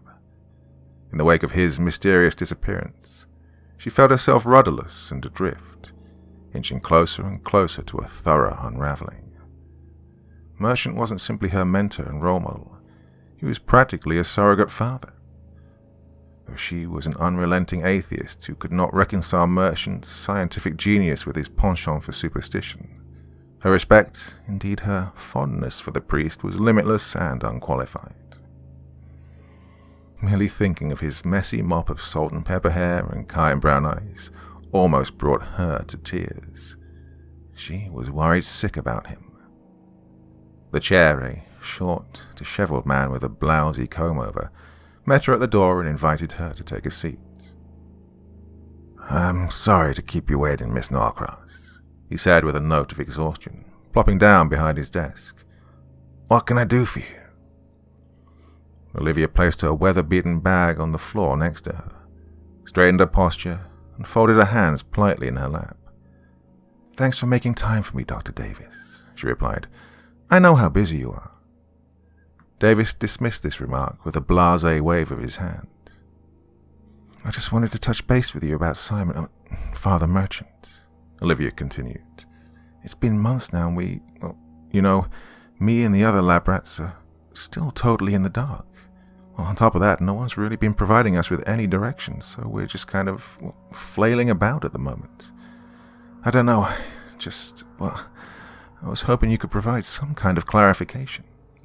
Davis stared at her with a bored, unblinking gaze. "Well," he said, I don't know what to tell you exactly. I've stepped in as chair, Dr. Gibbons has taken over in McClellan. Classes have been reassigned. Sorry, she interrupted, but it's not... She closed her eyes and heaved a frustrated sigh. Look, who is bottom lining this situation exactly? The Jesuits? The Vatican? The Italian police? Interpol? Who? Davis contorted his lips into an exaggerated frown and shrugged slightly. Well, he replied, my understanding is that the Society and the Archdiocese are liaising with the Vatican. Okay, Olivia huffed, but what are they saying? The chair remained lackadaisical. That they've been working with the Italian police to locate Father Merchant. Well, thus far unsuccessfully. And are there any leads? Olivia replied with palpable desperation. Not that I know of, said Davis, shrugging disinterestedly. Oh, Jesus Christ, Olivia spat, slapping her hands noisily against the arms of the chair. I mean, are they even trying that hard? One of the world's top microbiologists just, vanished into thin air. Does anyone even care? Davis screwed his eyes shut and rubbed his temples. Look, he said with a sigh, I understand your concern, I really do. Believe me, everyone around here feels the same way. We're taking it very seriously. Could have fooled me, Olivia sneered under her breath. But there really isn't anything else we can do, he continued. It's out of our hands. Olivia shook her head in obvious frustration. Right. Okay, she replied brusquely. Thanks. Yeah, thanks for wasting my time, asshole, Olivia thought to herself as she left the office. You know what? Screw this. I'm going to Rome. Simon Merchant awoke in the one-room cottage whence he had suddenly and inexplicably appeared 14 days earlier. Built of stone and thatch, it was outfitted with little more than a table and chair, a simple straw bed, and a wood-burning stove. There was no electricity. Water had to be drawn from a well, and whenever nature called, the priest was compelled to answer in the ramshackle commode just outside the door. The cottage was set in the center of a bleak, treeless plain that sprawled for untold miles in every direction before disappearing into the faraway mountains on the horizon. Such as they were, the surrounding flora and fauna hinted vaguely at Italy or Spain, though it could just as well have been New Mexico for all that Merchant was able to determine. Despite the total absence of civilization, to say nothing of human beings, fresh supplies of food, fuel, and clothing inexplicably appeared on his doorstep every morning. He'd already tried several times to remain awake long enough to greet his nocturnal visitors, but on every occasion, as if by some enchantment, he'd always ended up succumbing to sleep. Attempts at exploration were equally futile, given the sheer expanse of the plain and the steepness of the distant mountains that ringed it like a castle wall. Apart from the miraculous provisions, Merchant had received no signs from God, nor any other being for that matter, save for the episodic sound of an ethereal voice that whispered, "Watch and pray." By this point, Merchant had settled on the notion that every waking moment of the last 5 months of his life, up to and including the present one, was nothing but an elaborate delusion. In other words, that he had completely and utterly lost his mind. As he'd done for the past several mornings, he silently assured himself that none of this was real, that it was all in his head, that the actual Merchant was almost certainly thrashing about in a cushioned room somewhere in Washington. Sane or insane, however, what troubled the priest the most was the thought of friends and loved ones, chief among them his assistant, Olivia, and his aged, ailing father, the only family he had left in the world. Just knowing how much they must be suffering in the wake of his disappearance shrouded his soul with a cloud of guilt. As he lay staring at the thatch-strewn ceiling above, Merchant's mind drifted towards the memory of a conversation he'd had with Olivia, one of the last before his ill-fated journey to Rome. As they were finishing up in the lab one afternoon, he'd noticed her staring at him with an intense, searching look. "What's up?" he inquired with an amused smile. Olivia looked away, her brow furrowing. "Can I, ask you something?" she replied. "Shoot," he said, folding his arms. "Do you really believe all that religious bullshit?" she asked pointedly after a beat. Merchant's eyebrows raised with surprise. Well, he knew that Olivia was a skeptic, an atheist even, but she had never once broached the topic of religion in their nearly 4 years of collaboration, and he, for his part, had followed suit. "Wow," he replied in a flummoxed tone. "Didn't see that coming on this particular afternoon." She returned her gaze to him. "I'm sorry," she said earnestly. I don't get it. I came to Georgetown to work with you, specifically you, because you're the most brilliant microbiologist on the entire freaking planet." "Flattery will get you nowhere, Miss Norcross," Merchant interjected with a dismissive chuckle. "I'm being serious here, Simon," she continued with heightened insistence. "How can someone as smart as you possibly go in for all that garbage? I mean, why in the hell are you even a priest?" Merchant heaved a sigh, his eyes darkening. It's complicated," he said with a hint of frustration, pulling himself off the bench he'd been sitting on. "It's later. I don't know if I have the stomach for this right now." "I'm sorry," Olivia replied. "I didn't mean—" Merchant silenced her with a wave.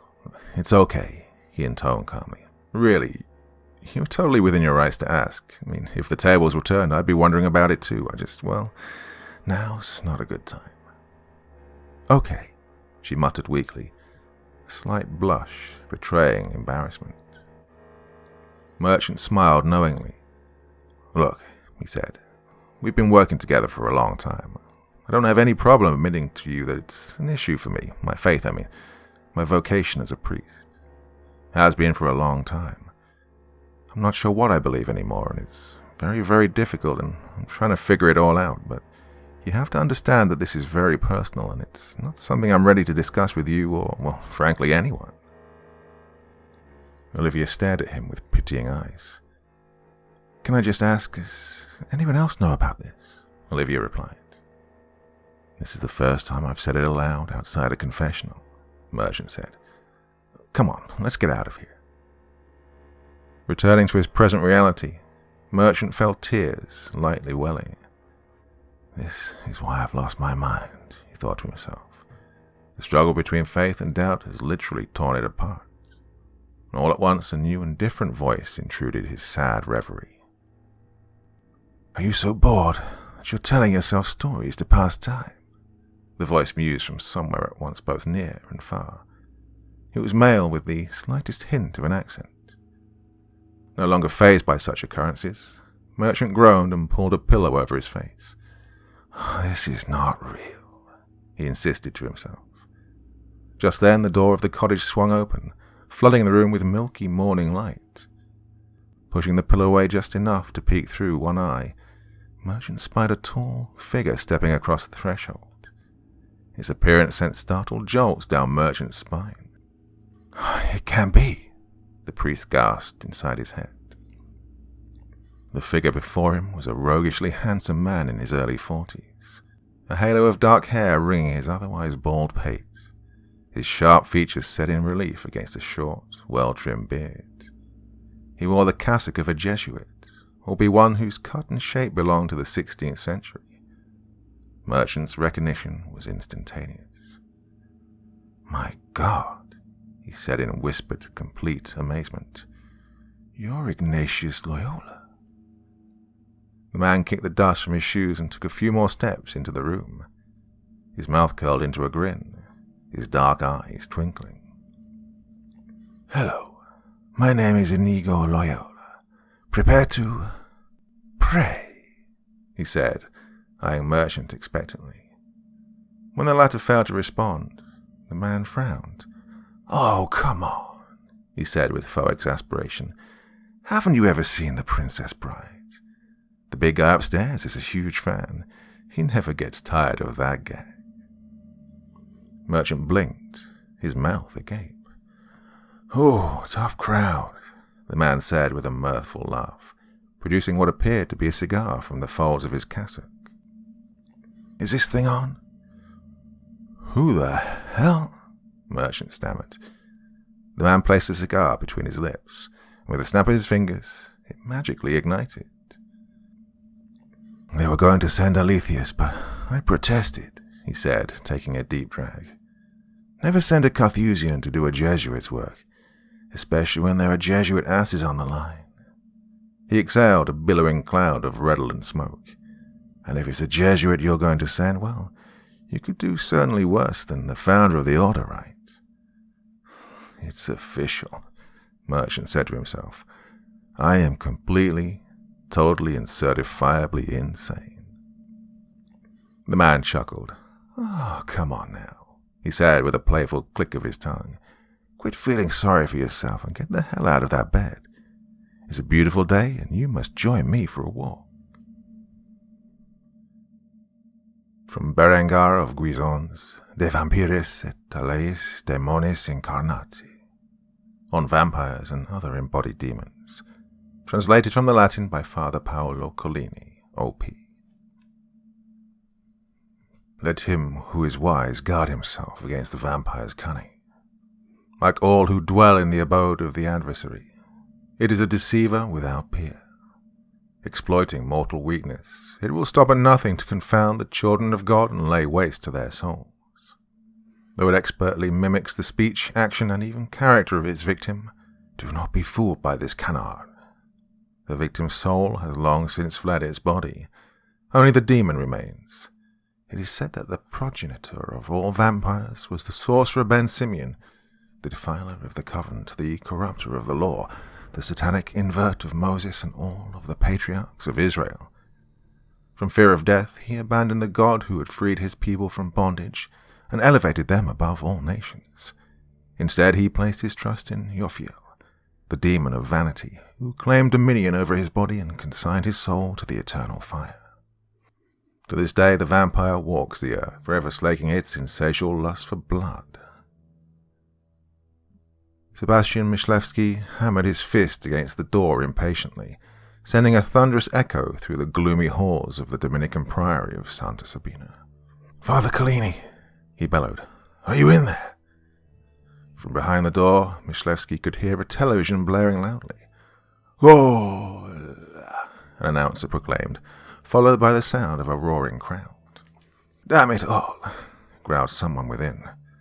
The television went silent, replaced by scraping footfalls, and a moment later, the door opened. They completely blew it," Father Collini spat, his neck draped in the blue and white scarf of the Lazio football club. "Aye, and against Roma, no less. Gave up 3 goals, those bums."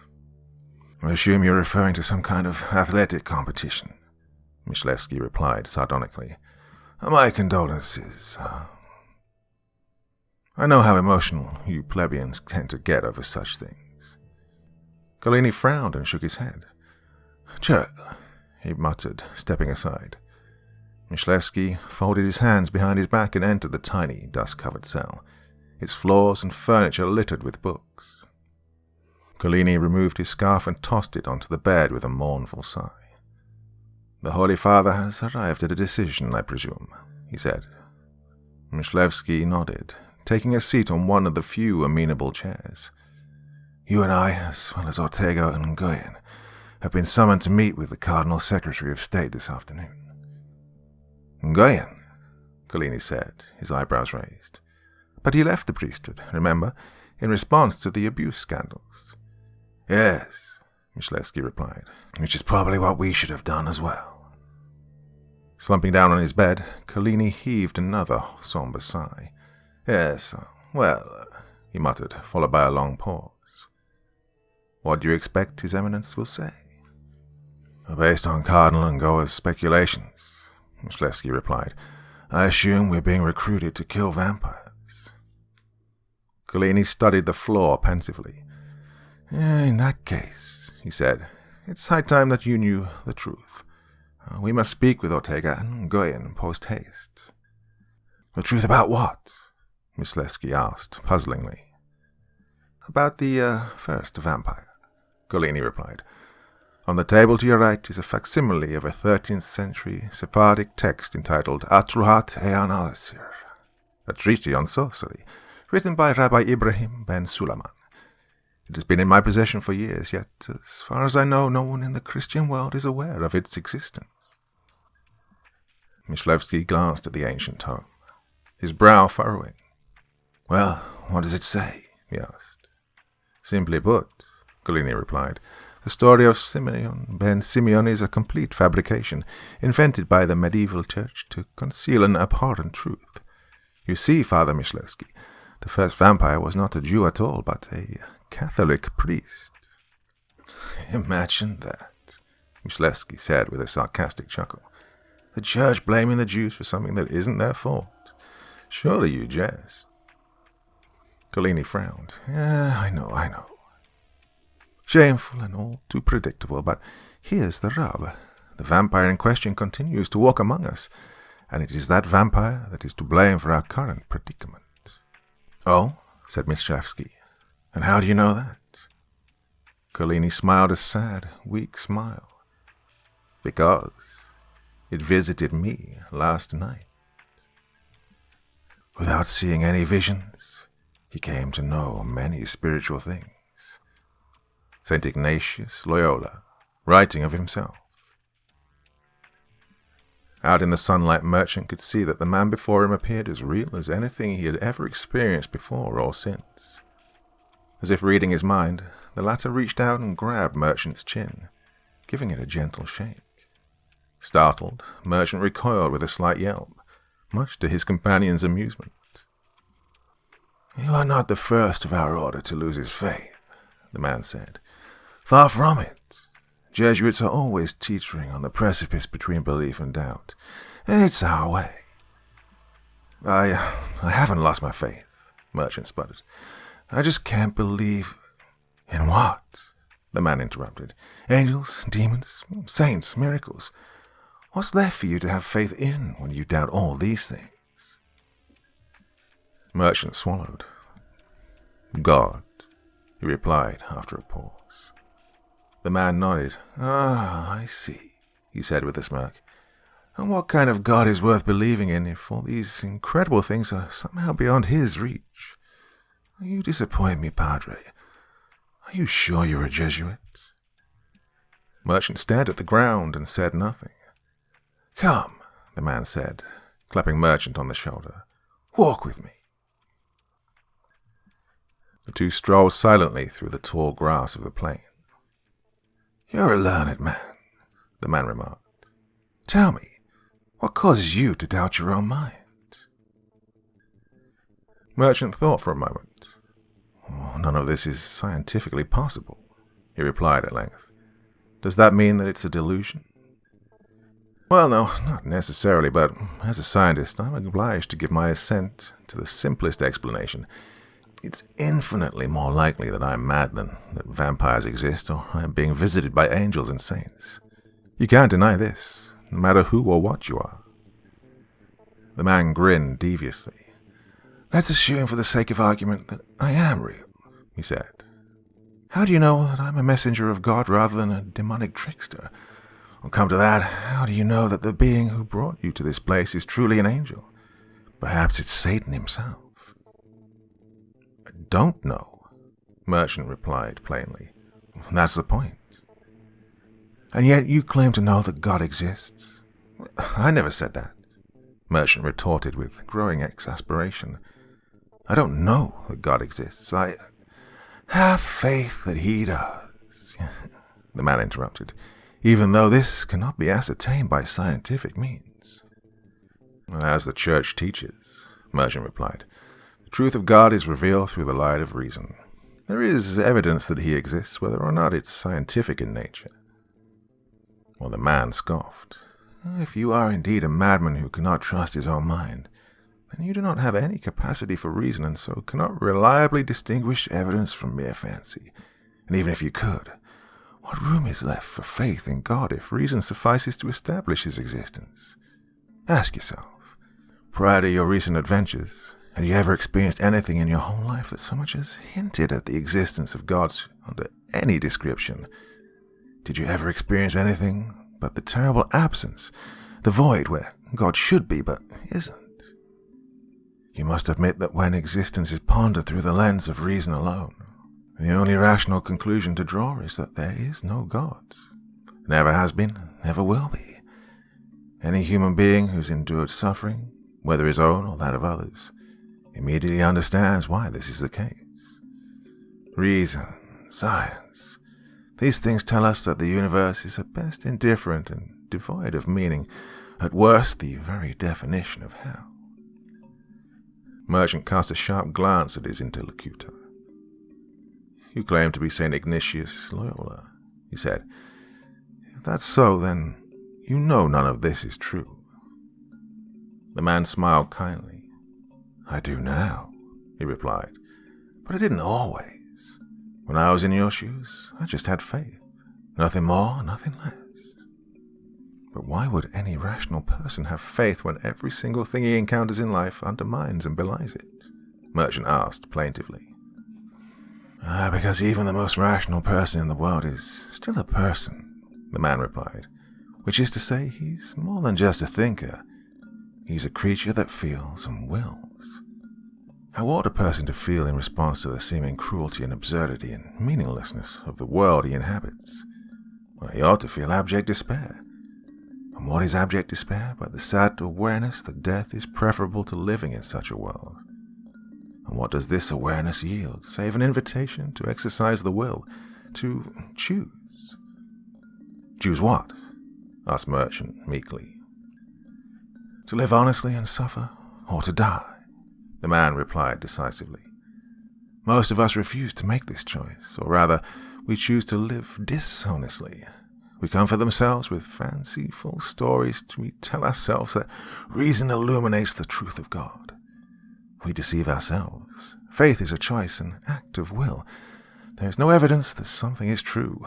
Indeed, when all of the available evidence proclaims it false, reason obliges us to doubt.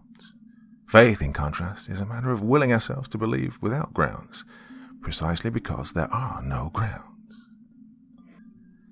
The man produced a small flask from his cassock and took a copious drink before handing it to his stunned, silent companion. You look like you need this, St. Ignatius said with a devilish wink. While we're at it, how about a cigar? From De Deo Lucis et Deo Tenebrae, the God of Light and the God of Darkness, an anonymous 4th century text translated from the Latin by Father Paolo Collini, O.P. There is not one God but two, co-eternal and equal in power and wisdom. The one is called darkness, discord, and death. The other, light, love, and life. Their struggle is without beginning or end. From it all things come. What the latter creates, the former destroys. What the former obscures, the latter illuminates. It is the God of light that makes the spirit. It is the God of darkness that traps the spirit in flesh. Evil is the flesh. Goodness is the spirit. On returning to his lonely cell after evening prayers, Dom Collini sat at his desk and studiously revisited an email he'd received earlier that day from a young woman, purportedly a student and close friend of his missing colleague, Father Merchant. I'm coming to Rome to find him, and I need your help, the email read. I know you know the truth they won't tell me. Just as he was making to reply, Collini was startled by a loud noise. Looking up, he saw the window of his cell had flown open, ushering in a gust of icy wind. His laptop screen and desk lamp flickered erratically. All at once he spied a tall silhouette standing in the moonlight, its hulking form draped in the darkest of shadow. Ave Patrem, the figure uttered in Latin, its voice a menacing, otherworldly croak. Collini reflexively grabbed the crucifix from his desk. Before he had a chance to speak, the figure had waved its hand half-heartedly, wrenching the holy object from Collini's hand by an unseen force. It hovered in the air for a moment before crashing violently to the floor. Rising slowly from his chair, Collini steeled himself. "Quis intrusus?" he shouted forcefully. The figure guffawed maliciously before taking a step forward into the half-light.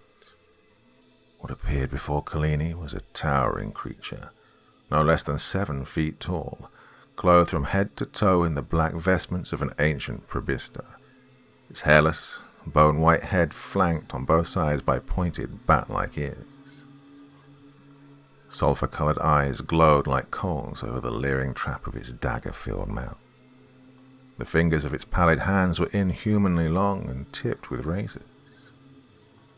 "A fellow priest," the figure replied lugubriously. "I'm here to make my confession." "I'm guessing this story doesn't end with you chopping off its head or toasting it with a flamethrower," Myslevsky mused. Golini smiled weakly. "Sadly, no," he replied. "I am actually quite fortunate to be alive, given who I was contending with." "The granddaddy of all vampires," Myslevsky remarked dryly. "The very same," Golini said. "The incarnate form of the demon your fear. What the Atrahat says is true. In life he was a priest, Roman, late 3rd century. "Before the Council of Nicaea," Myslevsky offered. "Yes," Golini replied with a nod. "The text speculates that he was an apostate or heretic of some kind." "You're awfully nonchalant about this, Golini," Myslevsky said with a smirk. "Do you always unwind with a little football after facing down demonic threats?" Golini gave his companion a puzzled look. "Of course," he said. "What's your point?" Myslevsky chuckled and shook his head. "Never mind," he said. "So, was your demonic friend kind enough to confirm any of these speculations, or what?" "That would have simplified things immensely," Golini replied. "Unfortunately, the creature wasn't exactly in the mood for conversation." "So what did it say then?" Myslevsky inquired searchingly. "It said, and I quote, 'We have come to liberate hell, to wipe your false creed from the face of the earth. We have come to unthrone him, and all with your help.'" "Well, that doesn't sound good, does it?" Myslevsky sniggered cynically. "It most certainly does not," Golini replied sternly. "When the demon said 'your help,' I believe that it may have been referring to the church." Myslevsky's eyes widened. "You think the church is in league with these things?" "No, not exactly," Golini replied. "I think they may have friends on the inside." Myslevsky heaved a world-weary sigh. "Well, in that case, I guess we'd better find Ortega and Ngoyen." "Great minds think alike, Father," Golini replied, with a wink.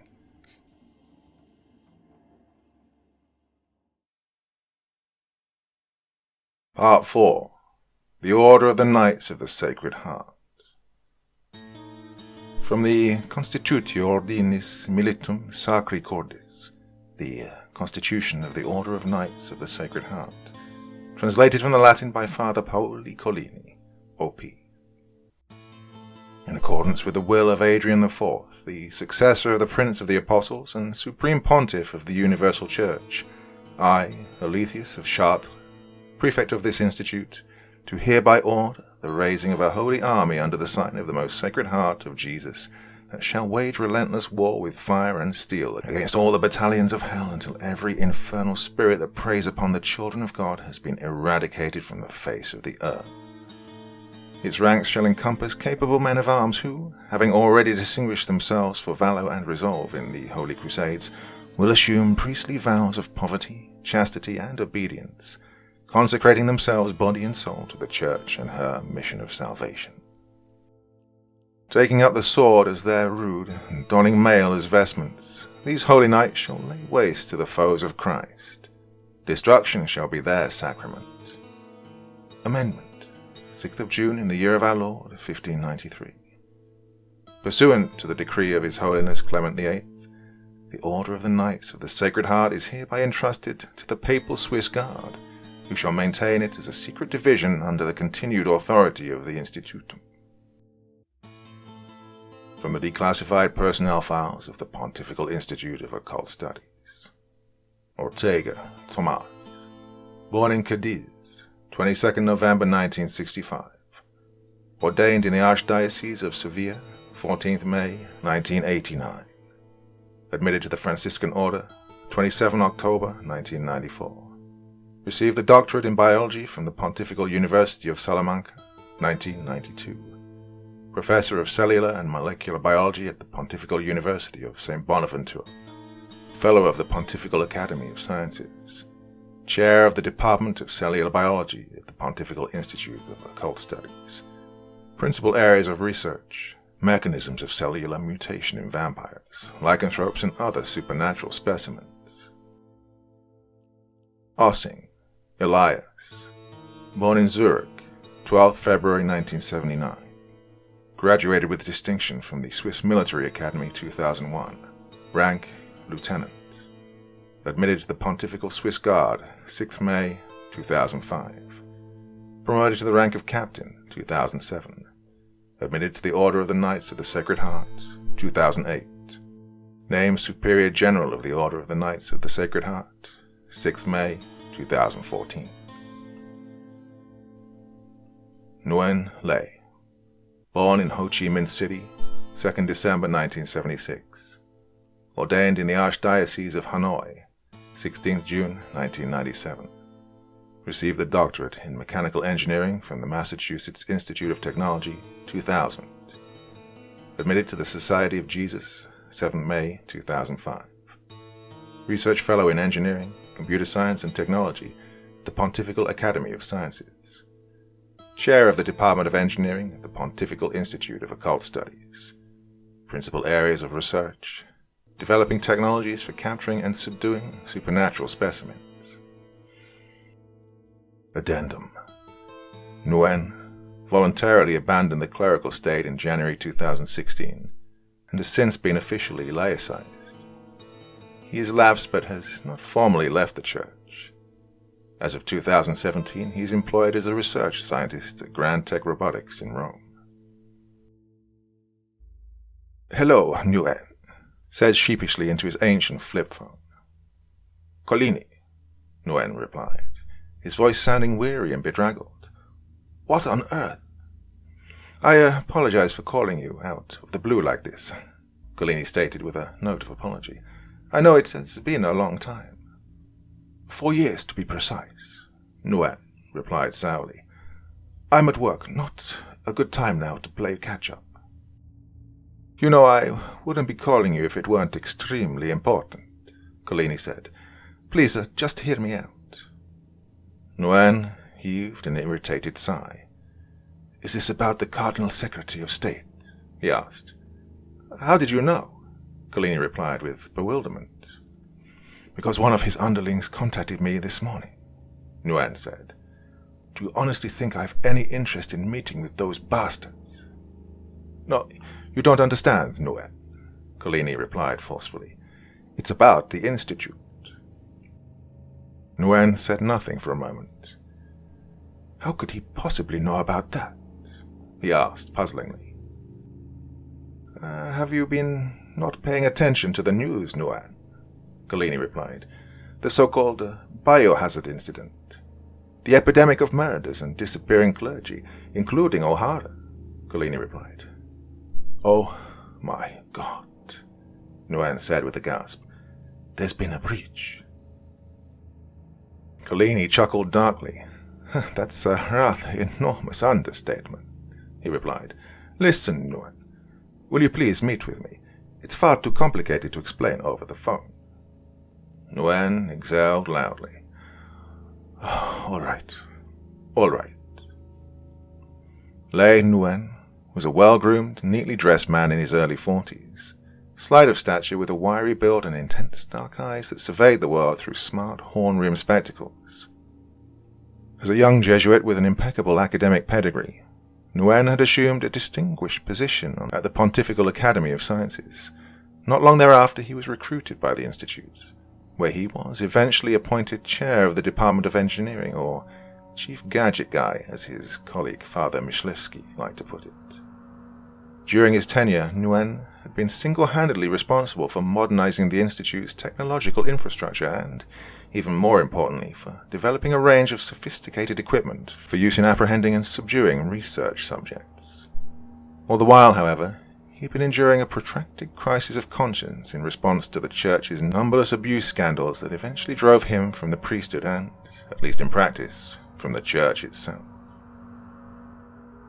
Within an hour of his conversation with Collini, Nguyen found himself returned to the Institute for the first time in several years. With a sad smile, Collini greeted him at the elevator and silently ushered him to the library, where he was met by his former colleagues, Michlewski, the pathologist, Ortega, the molecular biologist, and Ossing, chief of the Institute's gendarme.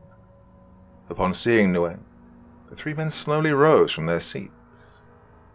Draped in the austere habit of Franciscan order, Tomas Ortega was a tall, stern-faced man on the cusp of 60, his square jaw wreathed by a jet-black, well-manicured beard. At full height he towered over Nguyen by at least a foot. "Welcome back, Lee," he said in a crisp Castilian accent, taking Nguyen's hand in a spindly grip. To Ortega's right stood Elias Ossing, captain of the Swiss Guard, his lips set in a kind smile. Though roughly as tall as the former, the blonde-haired, ruddy-faced Ossing was in all other respects a study in contrasts. Boyishly handsome in peak physical condition, the Swiss radiated mirth and youthful exuberance. "Hello, old friend," he said with a laugh before sweeping Nguyen up in a warm embrace. Michlewski, the last of the three, stood with his hands behind his back, smirking devilishly. "I don't do hugs," he remarked dryly.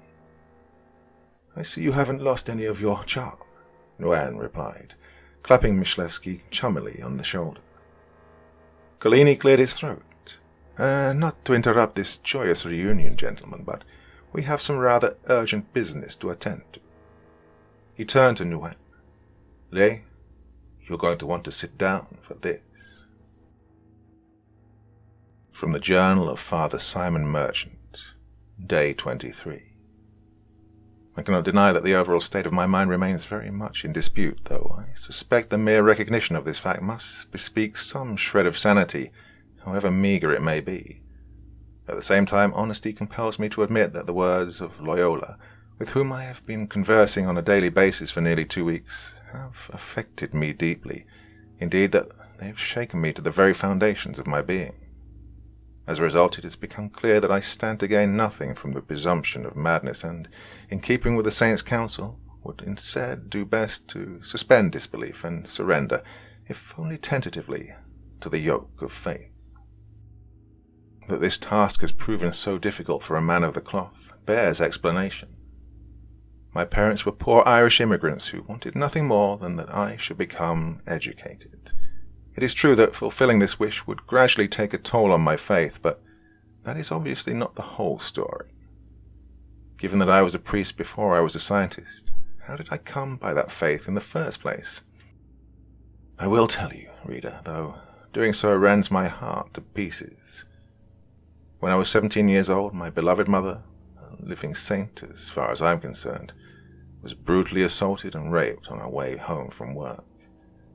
Upon learning of this, my immediate response was to seek out her assailant and murder him with my bare hands.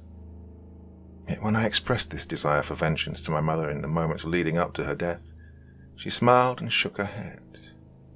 "If you do that, you'll be like him," she said in her inimitable brogue, "and my death will have been in vain.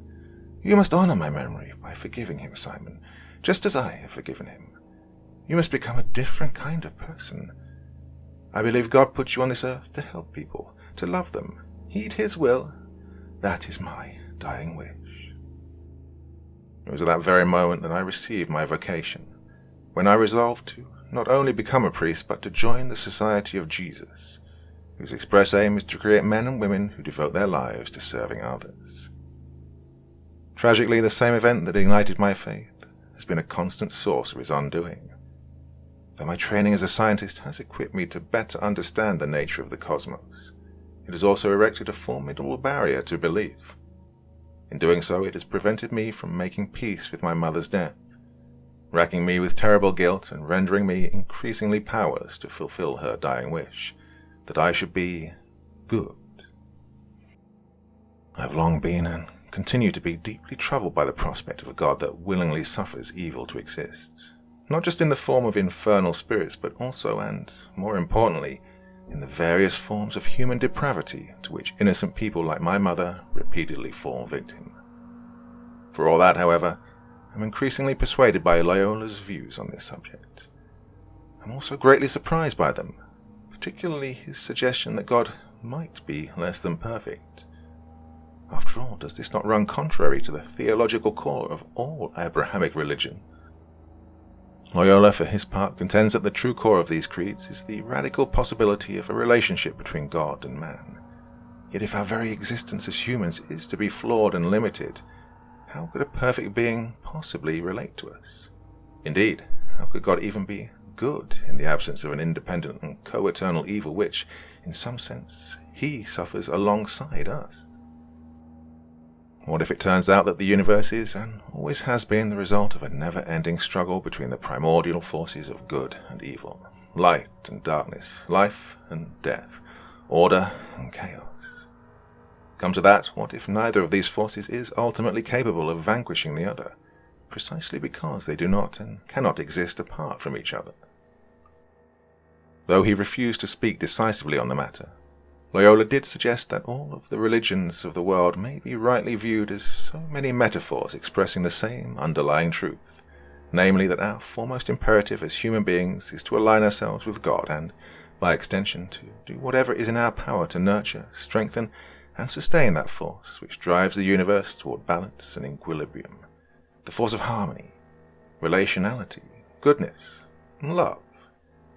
The Church may not have a monopoly on this imperative, but it does have an especially potent means of bringing it to life in the story of Christ. After all, what is love if not the willingness and the desire to sacrifice oneself for the good of others? When we follow this reasoning to its logical conclusion, we find that all of the various and sundry manifestations of the opposing force, again, not just the snares of the devil, but also the crimes of men, are ultimately manifestations of a fundamental selfishness. What else are demons, then, but perfectly selfish beings that care for nothing save empowering themselves at the expense of others? Surely this is the essence of their cruelty, their hatred, their evil. As Loyola said, love is a matter of shedding one's own blood for the sake of others. Hatred, of taking others' blood for the sake of oneself. Thus, Satan, no less than the crimes that men visit upon each other within his name, is quite literally Antichrist, a diabolic inversion of all that is good. But now we come to the most perplexing question of all. What role could I, a man of such weak and faltering faith, possibly play in all this? Why have I been chosen to play it? Gerard O'Hara was a man far more talented and capable than I could ever hope to be. If what God wanted or needed was merely a scientist, why did he spare my life rather than O'Hara's? Why didn't he suffer me to join the ranks of his enemies? When I put these questions to Loyola, his response was as follows. Why did God command Abraham to sacrifice Isaac? If we are honest, we must admit that there is not and cannot be any rational answer to that question. What God commanded Abraham to do was manifestly senseless, irrational, absurd, perverse. Abraham himself accepted this as plain truth, and yet he chose to obey. Why? Precisely because he had no rational reason to do so. Through a sheer act of will, Abraham embraced the impossibility that, though Isaac should die, yet he shall live, that though God may suffer evil, yet God is good. This is faith. If Loyola is right, it would appear the choice before me is clear, either to act in the absence of reason or to remain motionless and inert in the presence of doubt. I do not yet know whether I have acquired what is necessary to make this choice, but for the first time in a long time, I find myself trusting in God to illuminate my path. After Collini had finished his story, Nguyen stared at the floor of the library in stunned silence, utterly shell-shocked. "Are you all right, Lay?" Captain Ossing asked concernedly. Nguyen turned his dark eyes upward, but made no reply. I know it's a lot to take in," Collini said meekly. "At least you know why you're here." Nguyen heaved an exhausted sigh and shook his head. "All right," he muttered in a near whisper. Not long thereafter, the 5 men found themselves in the same shadowy antechamber where Collini and Myslewski had testified mere days previously. Before them sat the stern and inquisitorial Cardinal Secretary of State, flanked on his right by the rotund Cardinal Michelet. "It is a pleasure to see you again, fathers," Michelet said to Collini and Myslewski in a simpering voice. "Oh, the pleasure is all ours," replied Myslewski, with barely concealed sarcasm. The 5 dutifully kissed the Cardinal's rings before taking their seats. "Let's cut to the chase," the Cardinal Secretary said, adjusting his reading glasses and glowering menacingly. "The Holy Father has reviewed the findings of our investigation and has issued the following directive." Michelet handed him a document. "It is the solemn judgment of the Holy See. The adversary, with the aid of his infernal armies, conspires to unleash a fearsome assault against not only the Holy Catholic Church, but the whole of creation, the nature and scope of which is unprecedented in the annals of human history. It is our will, accordingly, that the Pontifical Institute of Occult Studies, under the direction of its senior-most leadership, shall marshal the full force of its erudition in the service of investigating and neutralizing this threat by the swiftest and most efficacious means possible. In the most holy name of our Lord and Savior Jesus Christ, we hereby rescind the order of our predecessor, Paul VI of blessed memory, and decree the immediate reformation of the Ordo Militum Sacri Cordis, in accordance with the original constitution of Saint Alythius of Chartres. Through the solicitude of the Blessed Virgin Mary, the intercession of the holy saints and martyrs, and the protection of the angels, may Almighty God bless this sacred mission and bring it in victory. In nomine Patris, et Filii, et Spiritus Sancti. Amen." The secretary returned the document to Michelet and fixed his steely gaze on the company seated before him.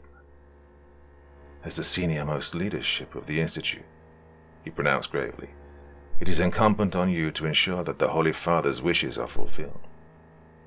"Told you so," Myslewski muttered under his breath. Nguyen shot a look at Collini, who nodded reassuringly in response.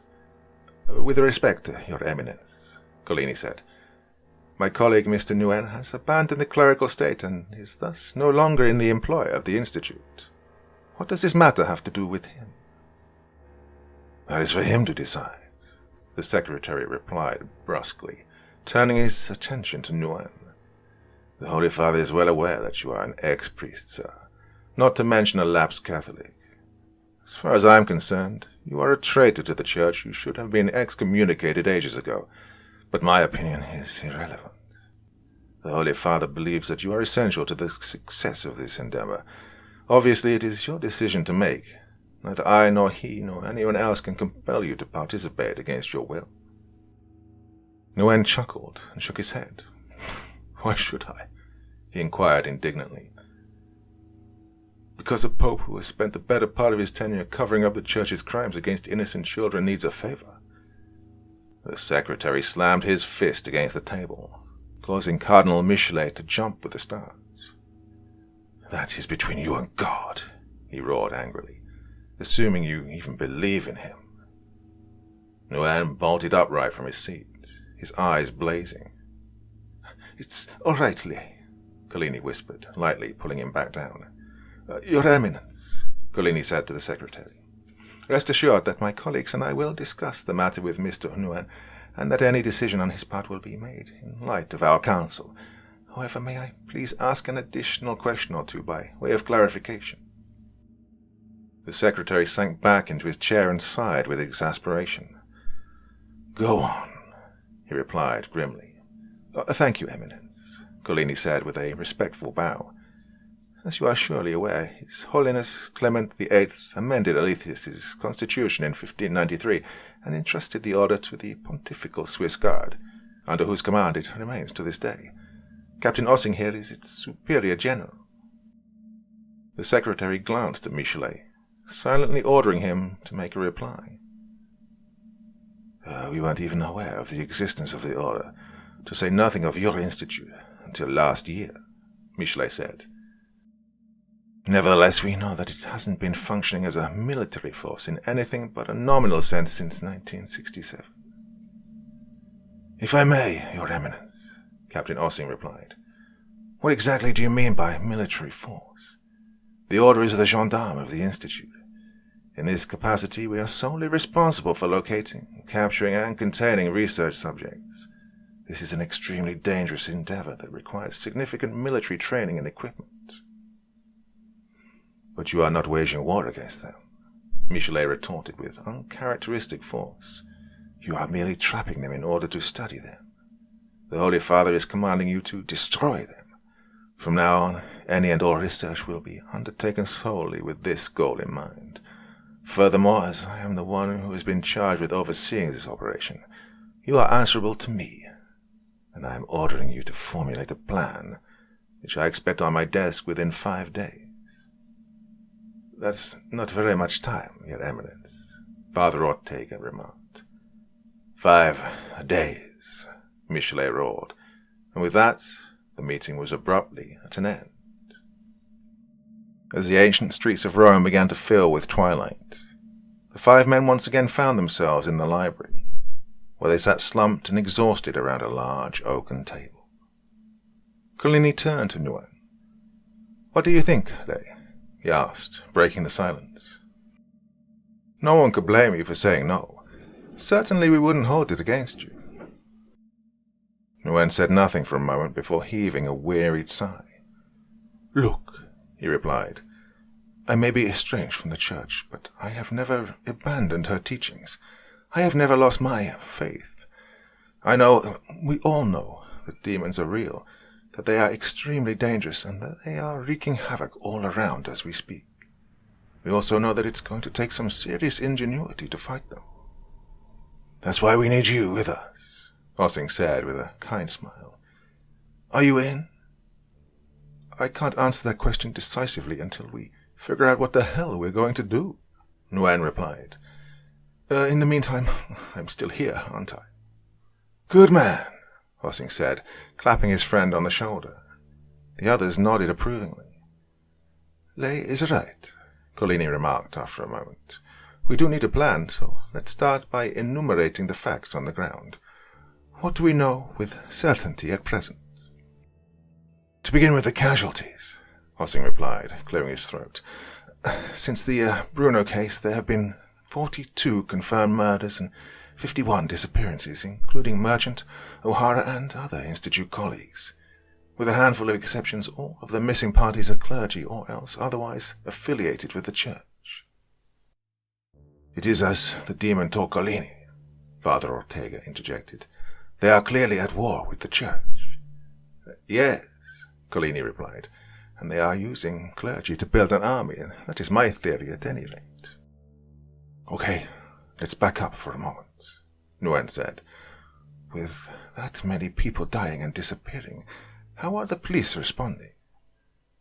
There's also the nature of the murders, Myslevsky added. How does a man weighing 15 stone end up with his head smashed against the ceiling nearly 100 feet from the ground? My friends are in the coroner's office and utterly confounded by these slayings. There's no question the police are as well. The police avoid meddling in Vatican business like plague, Ortega scoffed. We all know this. And even so, Collini replied, I'm not sure they can afford to do so for much longer. This is a valid concern that should definitely be conveyed to Cardinal Michelet. Now, what about the culprits?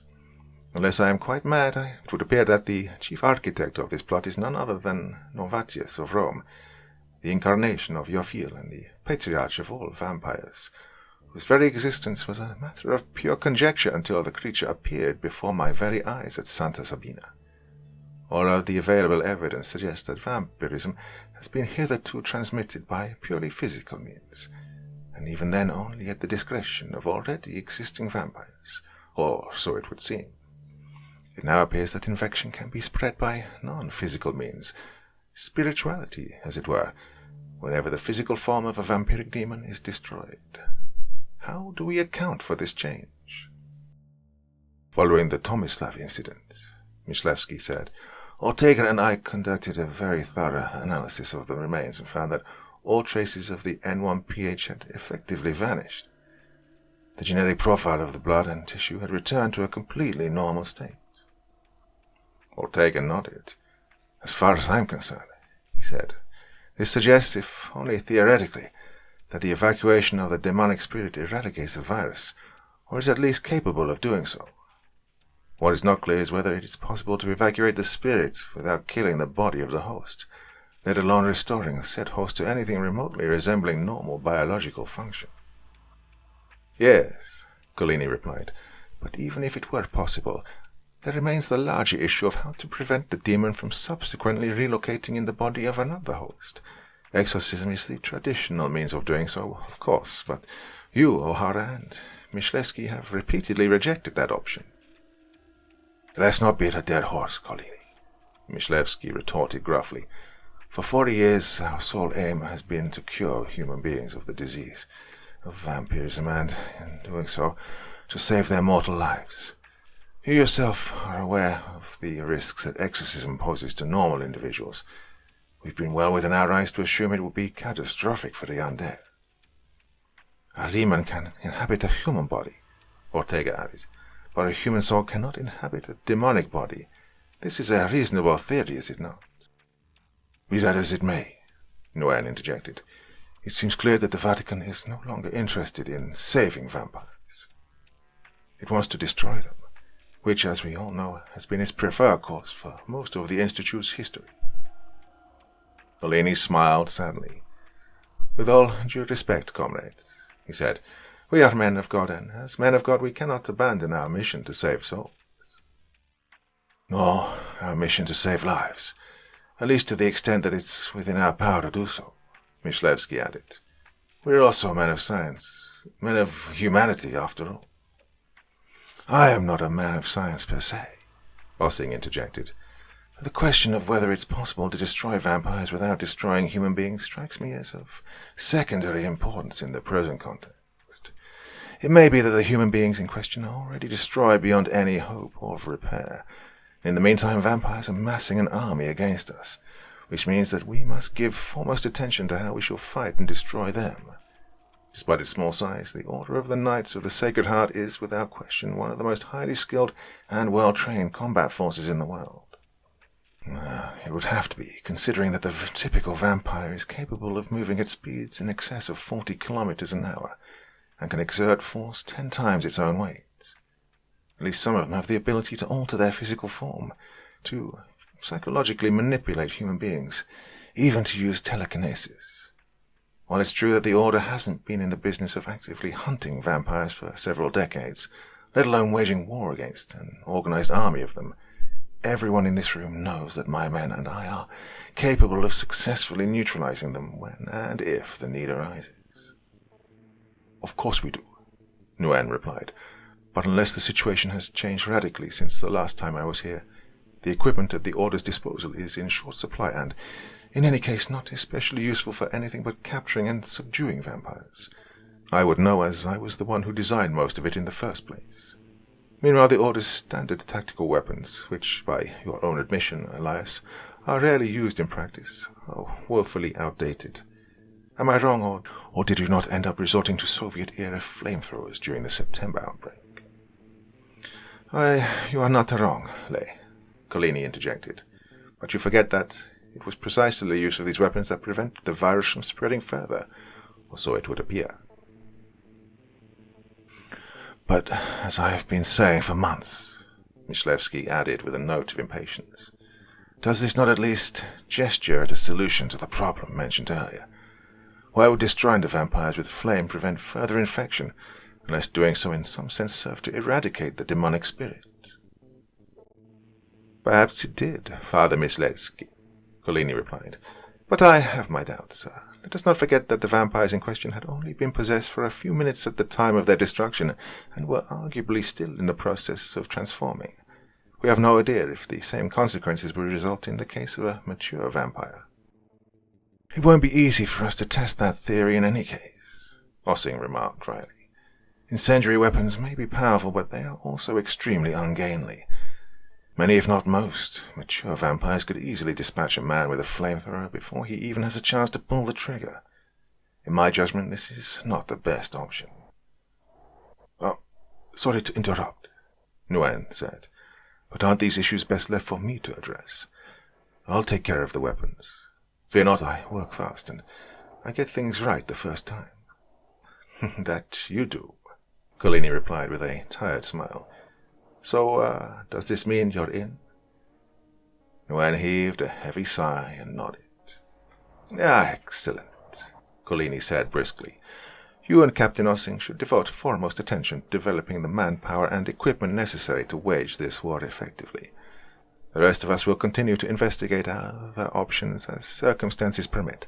But it seems to me that our most pressing concern is to ascertain where our enemies are spending their daylight hours. It is fortunate for us that vampires are pack animals, Ortega said. Track one and you've tracked them all. Collini nodded. And there is one in particular that deserves pride of place in our hunt, he said gravely.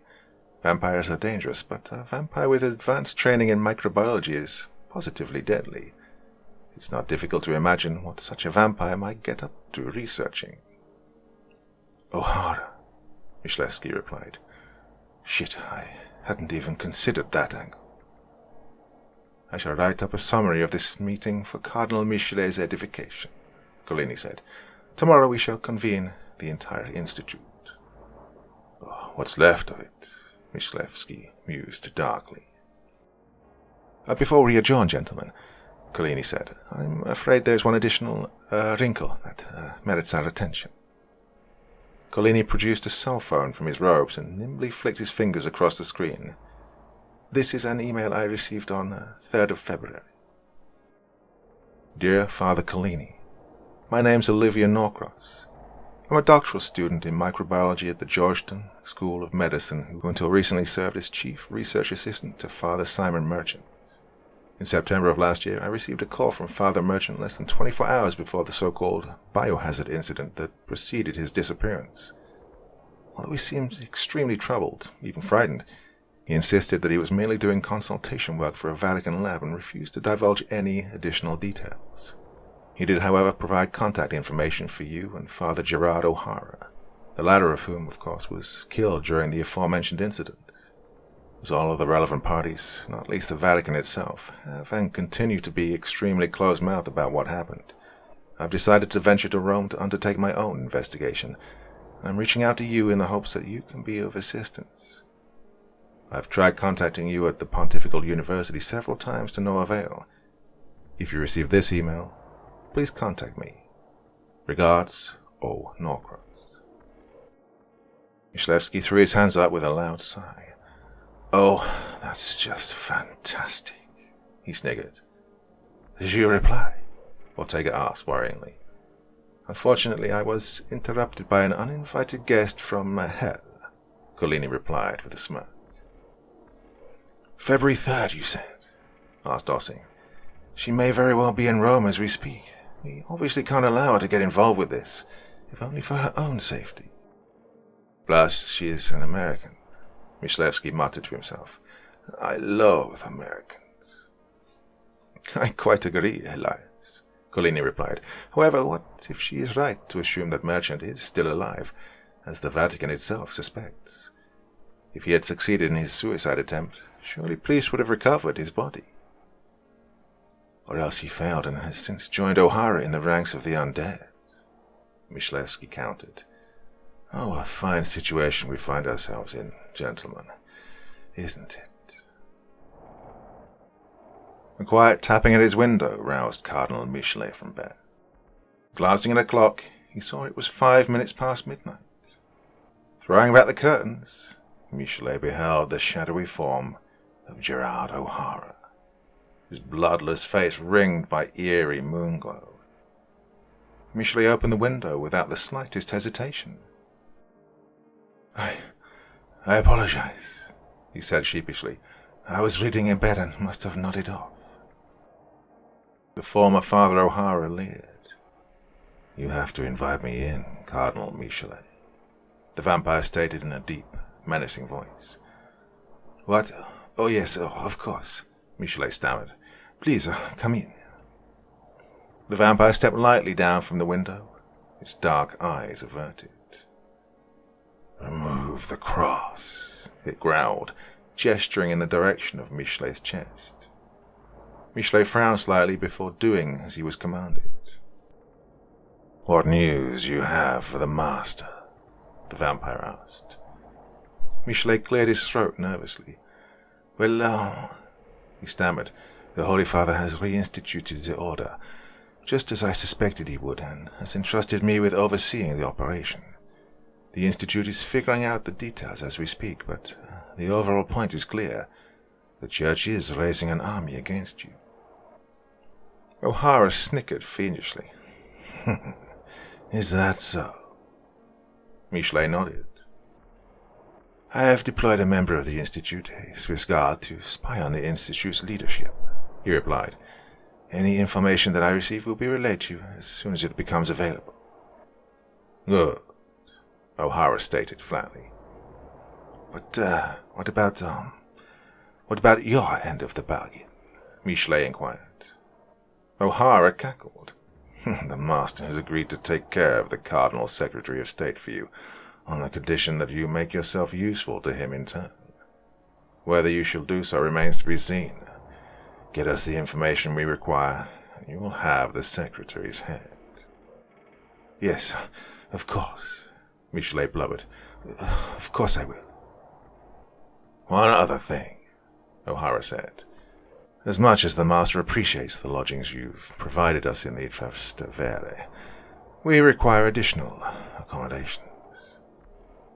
Michelet's brow furrowed. "Of what sort?"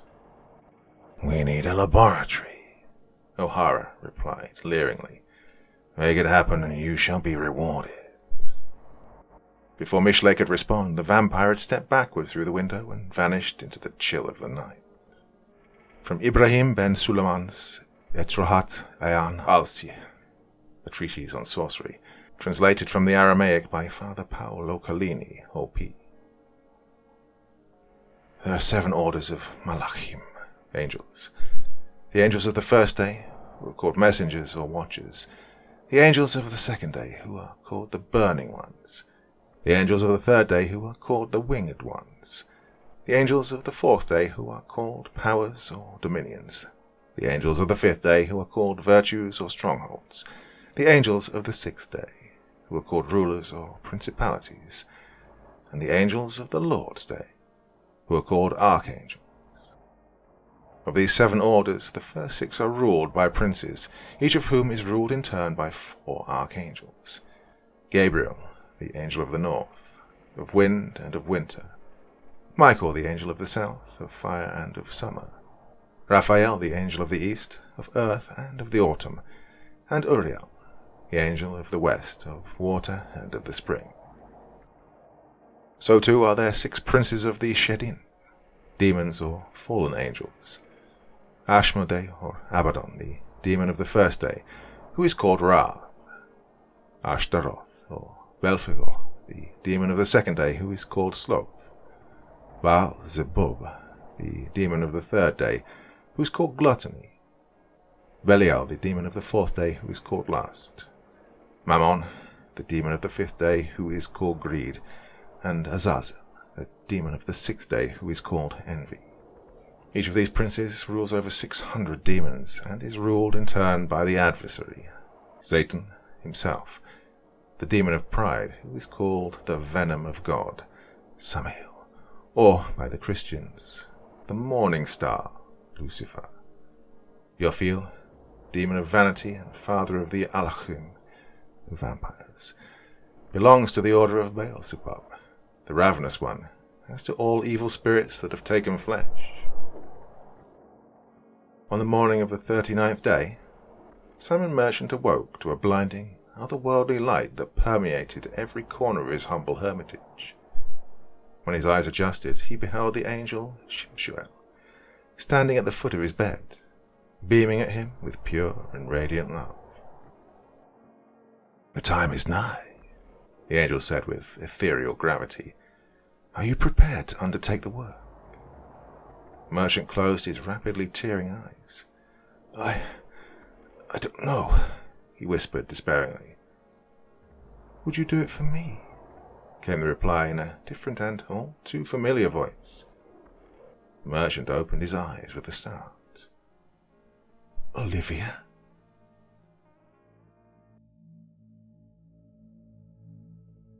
Part 5. The Devil Inside. The very same sun that had long ago browned the skin of Caesars and baked the blood of gladiators into the dirt of the Colosseo was once again making its languorous descent over the lip of Januculum Hill, bathing the streets of Rome in chilly twilight and summoning shadows from between the cracked, wet cobblestones. Somewhere deep below those streets, the staff of the Pontifical Institute of Occult Studies had assembled en masse in an ancient subterranean vault, chattering nervously amongst themselves in hushed whispers. All eyes were fixed on the 7 stone-faced men sitting at the center of the room, a group that included Milszewski, Ortega, Noyen, Ossing, and Collini. Just as the Vespers bells began their lugubrious toll, Collini rose slowly from his chair and called the assembly to order with an officious wave of his hand. "Let us begin, colleagues," Collini intoned in a palpably exhausted voice.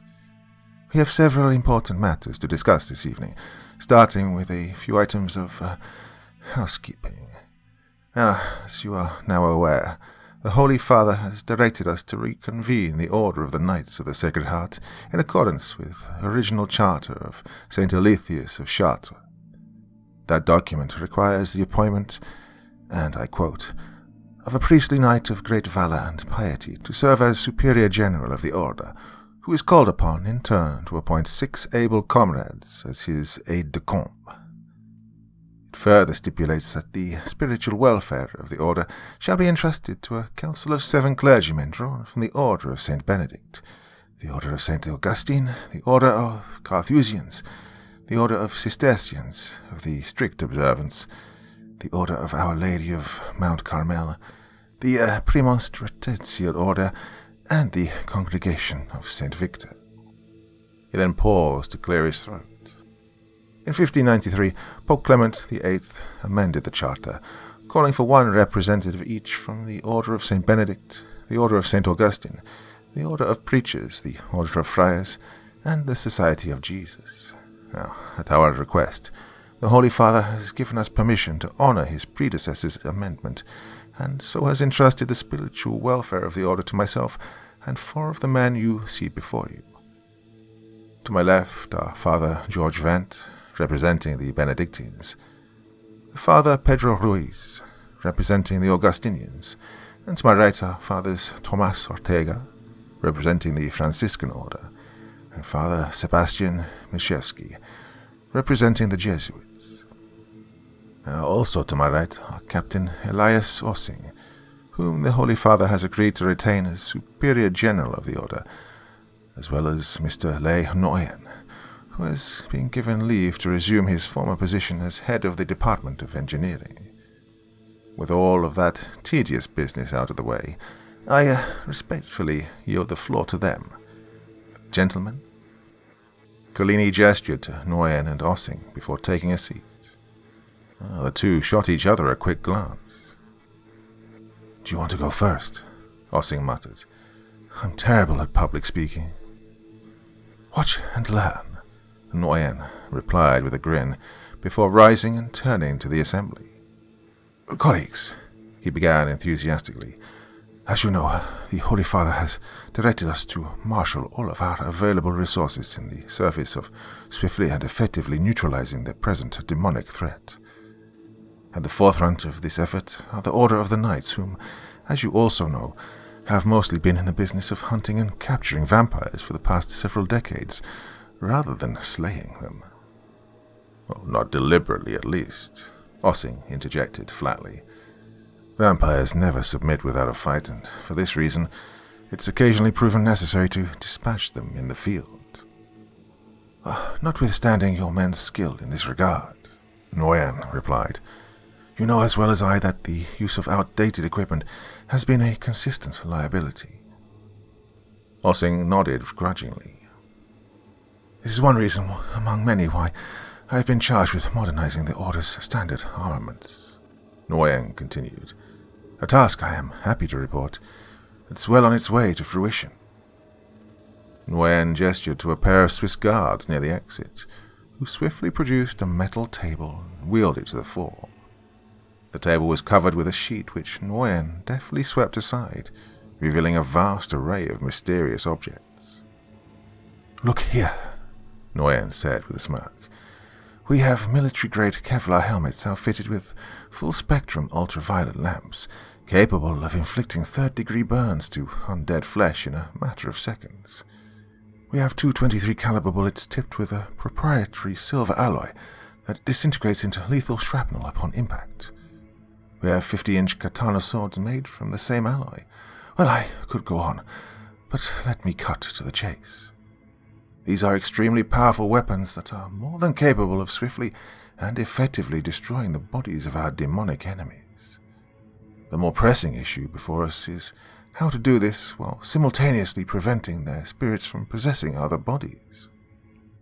While there is some evidence to suggest that fire is capable of doing so in the case of newly turned vampires, it does not appear to have the same effect on older specimens. What Mr. Nguyen says is true, Ossing interjected. We know this thanks to the brave sacrifice of a certain individual who, just last week, volunteered to serve as a guinea pig. Now, that individual was armed with a standard-issue flamethrower and was able to neutralize several baby vamps without issue. However, when he turned his weapon on an older specimen, estimated to be around 90 years old, he turned within minutes of neutralizing the creature and has been since neutralized himself. A wave of nervous murmuring erupted among the assembled staff members. The good news, Ossing continued, is that we appear to have a workable solution. From the declassified files of Father Gerard O'Hara, S.J. The N1PH virion is an icosahedra with an average diameter of 90.3 nanometers. Structurally, it resembles a typical retrovirus, consisting as it does of a complex RNA genome and standard retroviral enzymes enclosed by a glycoprotein capsid. As in all retroviruses, the virion binds itself to the membrane of a host cell, shedding the capsid and injecting the viral genome and enzymes into the host. The RNA is then translated into cDNA via reverse transcriptase and integrated into the host DNA within the nucleus. It's at this point the N1PH departs entirely from what we consider the established order of nature.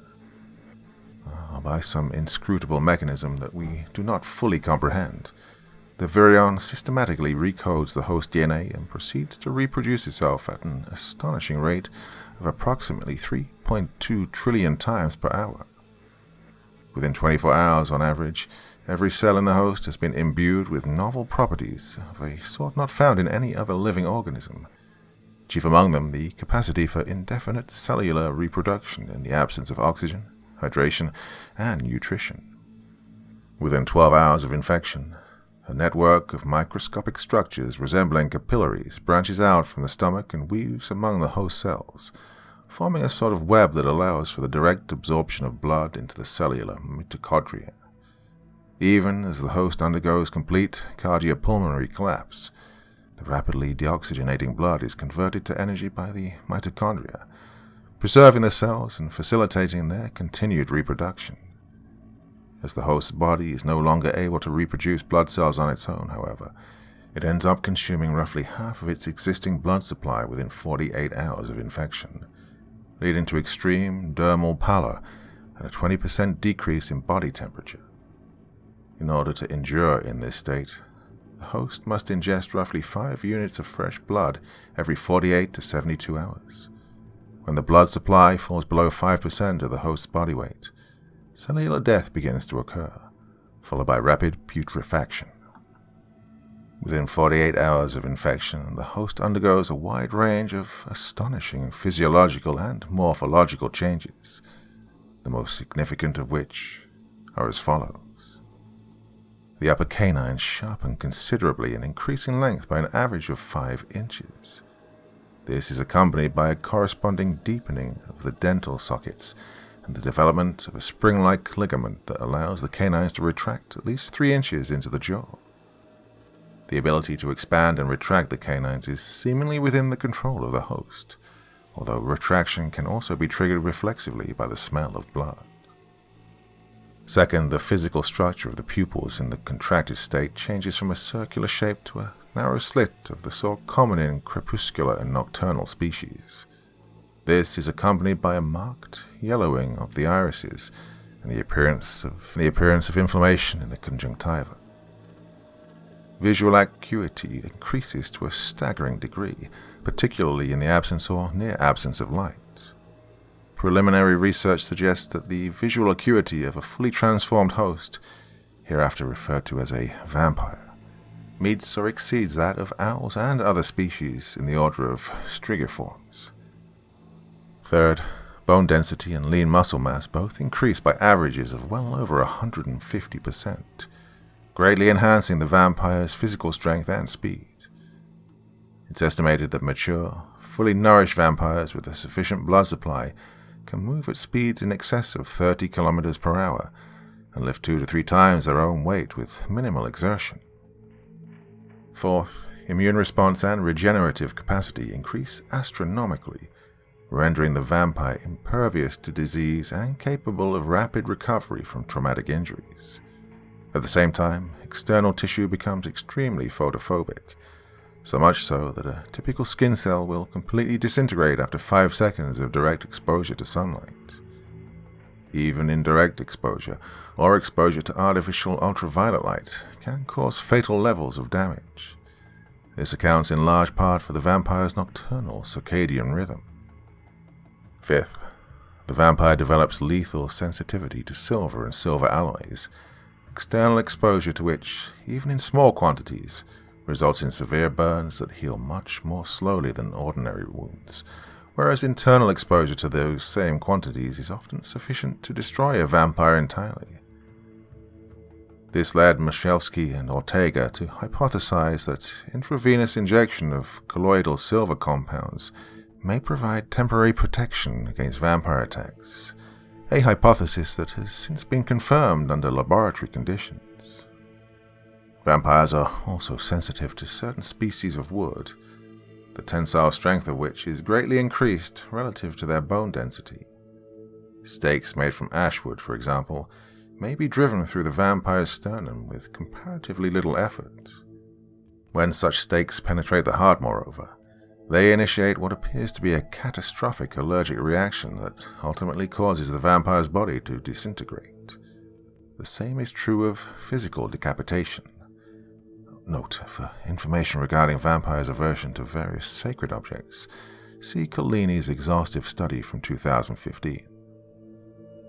The vampire's standard method of predation is oral punctuation of the jugular and other major arteries, followed by vacuum exsanguination.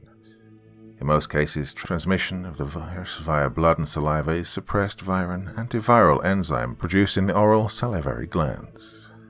Evidently, the vampire has the ability to voluntarily withhold this enzyme. Although infection has no appreciable effects on memory or cognitive ability, it nonetheless causes significant changes to personality, chief among them the total erosion of moral conscience and the simultaneous inculcation of sadistic desires and tendencies, including a psychosexual sort. Attempts to treat N1PH by conventional means have consistently failed, as there is no known substance, whether natural or artificial, that's capable of reversing its effects. According to Michalski and Ortega, such an outcome would require staggeringly complex genetic intervention at the cellular level, which may well exceed the scope of our existing scientific ability. Cardinal Michelet was just finishing his second glass of 50-year-old Bordeaux when a tentative knock came at his chamber door. Enter, he called out with a belch, reaching for the bottle with fat, bejeweled fingers. The door opened, and a young, severe-looking Swiss guard crossed into the room. Your Eminence, he said with a stiff salute and a click of his heels. Ah, Brenner, come in, Michelet replied. The guard made to kiss his ring, but was swiftly rebuffed. No need, the cardinal huffed with a wave of his corpulent hand. Can I offer you a drink? No, thank you, Eminence, Brenner replied in a deferential tone, his eyes staring straight ahead. I am on duty. Ah, yes, duty, Michelet sniggered, pouring himself a brimming glass. Ah, suit yourself. It just leaves more for me. So, what news from our friends at the Institute? Brenner produced a folded piece of paper from his pocket and handed it to Michelet. This email was sent to Father Collini, he replied stiffly. Michelet unfolded the paper, his brow furrowing. Dear Father Collini, he read aloud. After much delay, I have finally managed to arrange a flight to Rome on the 14th of March. In the event I have not heard from you by the time of my arrival, please know that I will be making every effort to reach you in person at Santa Sabina. My itinerary is attached. Kind regards, O. Norcross. Michelet batted the paper with the back of his hand. Who is O. Norcross? Brenner cleared his throat. Evidently, she is a student of Simon Merchant's, he replied. She believes he is still alive and is coming to Rome to find him. And, is he still alive? Michelet inquired. No one knows, Brenner replied with a shrug. He's been missing for quite some time. Michelet said, pursing his lips. Has Collini seen this message? No, Your Eminence, Brenner replied. I intercepted it before he had the chance. Michelet nodded. And, to the best of your knowledge, does Collini have any intention of assisting this woman? I am not sure, Eminence, Brenner replied. Make sure that Collini reads this email, Michelet replied with a stern wag of his finger. When and if he responds, notify me immediately. You're dismissed. Michelet watched Brenner leave, his mouth pulling itself into a malevolent leer.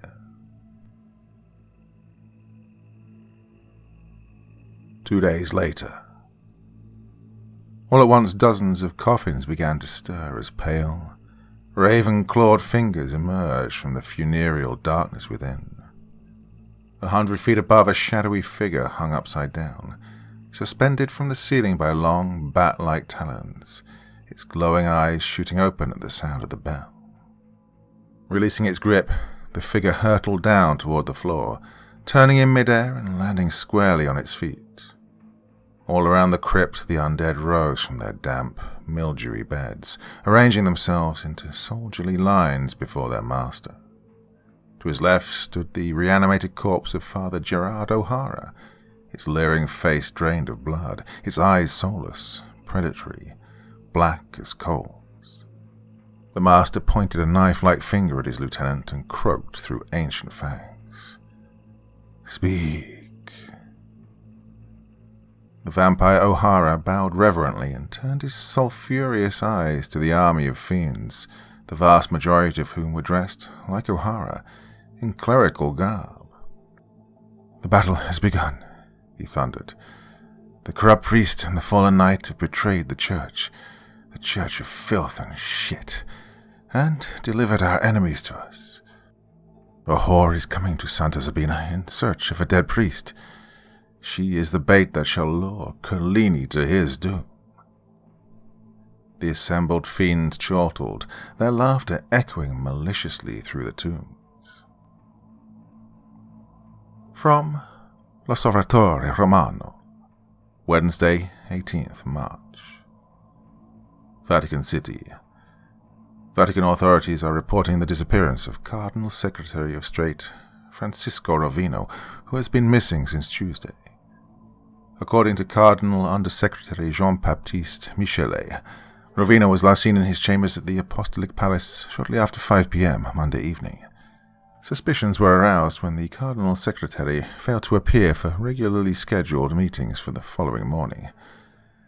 Rovino's disappearance is the latest in a series of still unexplained murders and missing persons incidents that began in January, at least 6 dozen of which have involved members of the clergy.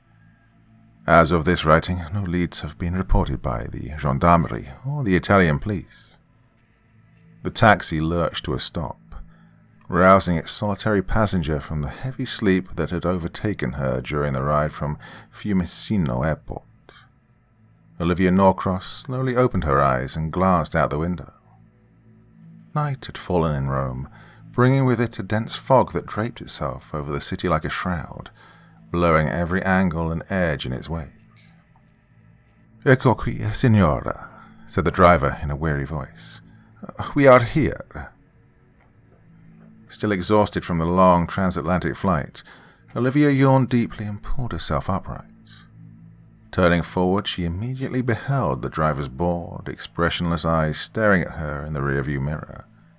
Fat raindrops plunked on the roof of the cab.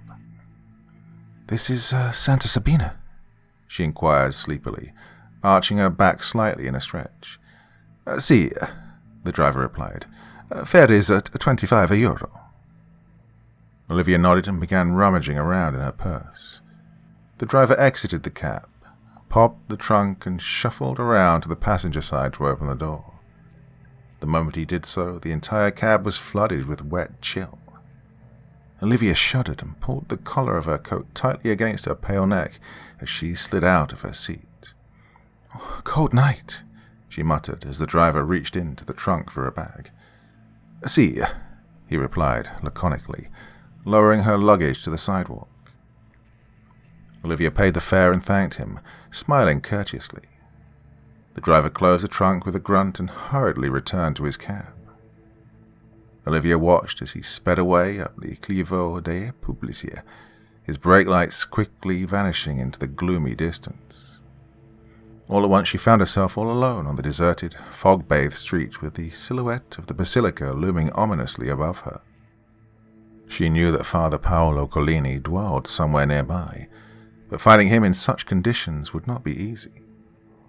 Picking up a bag, Olivia pulled her cell phone from the pocket of her coat. After locating the number for the Dominican chapter house, she tapped the green call button with her thumb and waited for someone to pick up. No one did. "Damn it," she hissed under her breath, stuffing the phone back into her pocket with a huff before taking a few furtive steps the general direction of the basilica, her footfalls echoing over the otherwise silent street. A few moments later, she stopped abruptly in her tracks.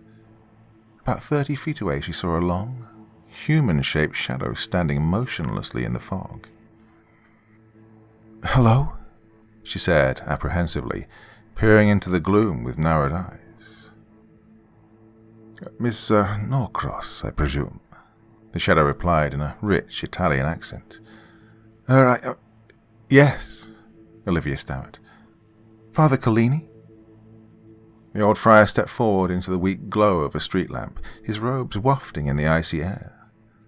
"Welcome to Roma," he said with a sad smile, his eyes twinkling kindly. "You must be quite exhausted." Olivia heaved a sigh of relief as she approached.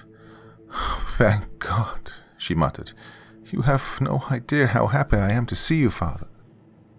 Just then a voice emerged from the shadows beyond Collini. "Why, what business could a pretty young American girl possibly have with this mummified old turd?" it said with a menacing chuckle. Olivia felt a pang of dread slither up her spine as Collini glanced about wildly. "Who is there?" he yelled with a start. Peering closer at the shadows, the two of them saw what appeared to be several human-shaped forms, their features eerily obscured. All at once, peals of villainous laughter erupted from the darkness. Collini grabbed Olivia by the shoulders and stared directly into her eyes. "Get behind me, Miss Norcross," he growled. Olivia heeded his command immediately, craning to look over his shoulder, and she saw the 5 figures move forward into the light. Though their features remained mostly hidden in shadow, Olivia could make out the white rings of Roman collars at their necks. "Do you need to make a confession, my dear?" the one at the center sneered. But before Olivia could respond, Collini produced a large silver crucifix from the folds of his robe. "Save your servant, O Lord, who trusts in you," he thundered, raising the crucifix above his head. "Let him find in you a fortified tower in the face of the enemy." The figures snarled bestially in response and continued their languorous approach. "Let the enemy have no power over him," Collini intoned forcefully. Somewhere behind him a new voice came in reply. "And the sons of iniquity be powerless to harm him."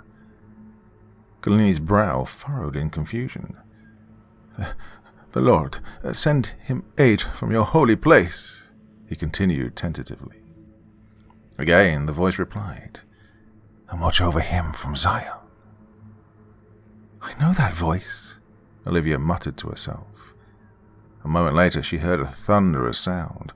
All at once the entire street was flooded with blinding light, exposing the true forms of the figures that had menaced her from the shadows. Though dressed in the garb of priests, the beings that appeared before her horrified gaze were as pale as snow, with glowing cat-like eyes and bloody lips that curled over rows of razor-like fangs. Before she could even scream, the one at the center had bellowed hideously. Looking over her shoulder and shielding her eyes, she saw 2 enormous spotlights mounted on tall pylons.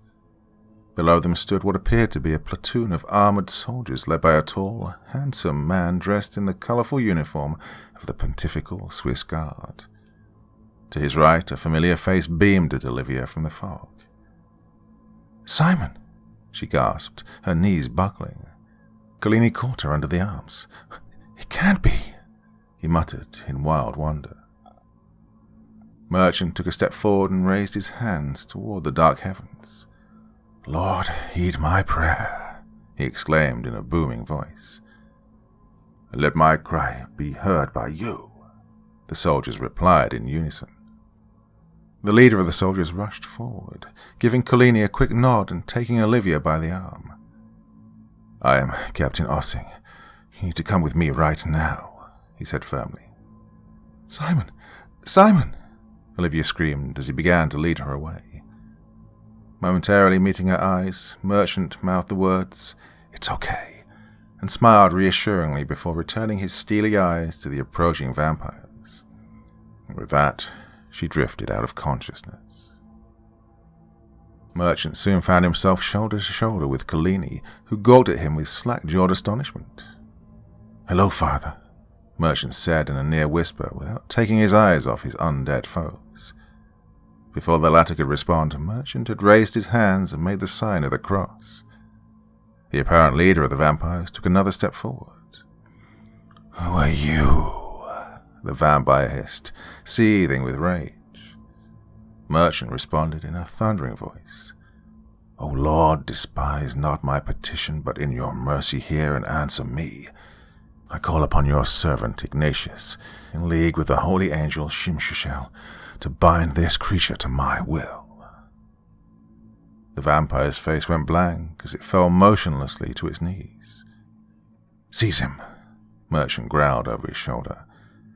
And with that, the dark streets of Rome erupted into war between the living and the undead.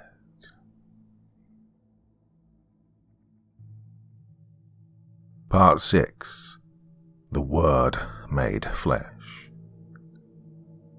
In the days and weeks leading up to the attack at Santa Sabina, the members of the Institute had been preoccupied with the question of how to destroy vampires while simultaneously preventing their spirits from infecting fresh hosts. A tentative answer to this question came one morning when a breathless Collini burst into the library clutching, as he was wont to do, an ancient manuscript. The volume made a loud thud as he dropped it on the table before his wide-eyed colleagues. "Brothers," he exclaimed, "this is a book entitled De Natura et Causis Spirituum Infernaliarum, on the nature and motives of infernal spirits, which was written by the exorcist Severinus of Tours in the 12th century. Please allow me to share a passage I came across therein." Collini gently combed through the manuscript's delicate pages and, finding what he was looking for, cleared his throat. "Whereupon the Lord breathes into inanimate matter, so does his breath instill that matter with life. Thus it is said that spirit subsists within the breath, entering and exiting a body through the mouth. The same is true of infernal spirits which invade mortal bodies through this passage and are compelled to exit them in like manner. Water, too, is a source of life invested with the Holy Spirit. Thus no infernal spirit that roams abroad on the earth may cross running waters, nor may a demon pass over a threshold that houses the Holy Eucharist, or which bears the sacred sign of his death and resurrection." Collini looked up at his colleagues and was met with bemused stares. "I don't understand," Ortega said after a moment. Collini sighed impatiently. "Think about it," he replied. "If what Severinus says is true, then preventing reinfection is a matter of denying access to the mouth." "That's utterly absurd," Mishevsky scoffed. Ossing shot him a hard look. "I suppose you have a better idea, Sebastian." "Let's keep an open mind, gentlemen," Nguyen said with a frustrated wave of his hands. "How do you propose we accomplish this, Father Collini?" Collini smirked. "I presume that creating a barrier of running water over the mouth is impracticable," Collini replied. "What about a silver mask that is marked with the cross and contains a small fragment of consecrated host?" Nguyen thought for a moment. "Something like this would be very easy to fabricate." "To be clear, Paolo," Ortega said, "your hypothesis is that such a mask will prevent a demonic spirit from entering a new body." "Indeed," Collini replied decisively. Once again Milshevsky scoffed, but was quickly silenced by Ossing. "Assuming the letter of the text is accurate," he said, "I see no reason why this shouldn't work, or, in any case, how it would possibly hurt us to give it a try." "And how do you propose to do that?" Milshevsky retorted smugly. "By compelling yet another terminally ill soldier under your command to serve as a guinea pig?" "Let me handle that," Ossing growled. "Nguyen, how soon can you fabricate a prototype?" "Within a day or two at the most," Nguyen replied. "Then it's settled," Collini said with a self-satisfied grin. Captain Ossing was just sitting down to dinner in his quarters at San Martino when a loud knock rang out from his door. "Enter," he said with a frown. A young Swiss guard burst into the room. "I'm sorry to disturb you, Commander," he exhaled breathlessly. "Someone must speak with you on a matter of urgency." "Who?" Ossing inquired. "Better to see for yourself," the guard replied, gesturing over his shoulder. A moment later, the tall frame of Father Simon Merchant emerged from the shadows. Ossing jumped up suddenly, knocking over his chair. "How in the name of—" Merchant cut him off brusquely. "There's no time, Ossing," he said. "Where's Collini? I've called upon him at Santa Sabina, but none of the brothers know his whereabouts." I haven't the faintest idea," Ossing stammered. Wait, oh yes, tonight's the night he was due to meet with a student of yours, Miss Norcross." "Oh, a trap has been set," Merchant replied. "You must summon your men at once." After watching their ostensive leader fall limply to the cobblestones and be dragged away in chains by a cadre of Swiss guard, the remaining vampires set forth, piercing shrieks, and dispersed with blinding speed in all directions. "Come with me, Father Collini," Merchant exclaimed. grabbing the old friar by his arm and ushering him to the rear of the soldierly lines. The assembled Swiss guard looked about confusedly over their silver masks, their helmet-mounted lights cutting chaotic rifts through the deep shadows. No sooner had one of them mouthed the words, "Where are we?" when he was set upon from above by a hulking vampire dressed in the robes of a Benedictine monk. The vampire grabbed his neck and, with a hideous snap, broke his neck into jagged splinters. With a startled cry, the fallen guard's colleagues immediately turned their weapons upon the fiend, unleashing a fearsome volley of bullets. The creature's body shook violently with the impact, even as it made a desperate leap into the shadows. Somewhere in the darkness, the guards observed tiny flames erupting from its wounds. "Ceasefire! Back to back!" Ossing thundered. His stunned men stumbled clumsily into position. "Turn the lights upward." The enormous spotlights were slowly directed toward the rooftops, where 3 figures stood perched on foggy precipices. "Fire at will!" Ossing exclaimed, and the night exploded in a torrent of vicious gunfire. Somewhere in the distance, the approaching whine of police cruisers became audible over the din. "Corporal Hirschi," Ossing yelled over his shoulder. "Get Central Command on the phone and tell them to do something about the cops. Stieglitz, prepare the hoses." "I'll handle that, Ossing," Merchant cried over the clamor, but Ossing did not hear him. No sooner had Merchant closed his mouth when all 3 of the figures plummeted like stones toward the guards, their monstrous frames riddled with burning bullet holes, their faces quickly turning black as poisonous silver worked its way through their dead veins. In a flash, one of them pounced upon a guard, grabbing his gun and driving it upward through the man's mouth. The barrel exploded through the guard's skull as a sickening sheet of blood and brain matter burst into the cold night air.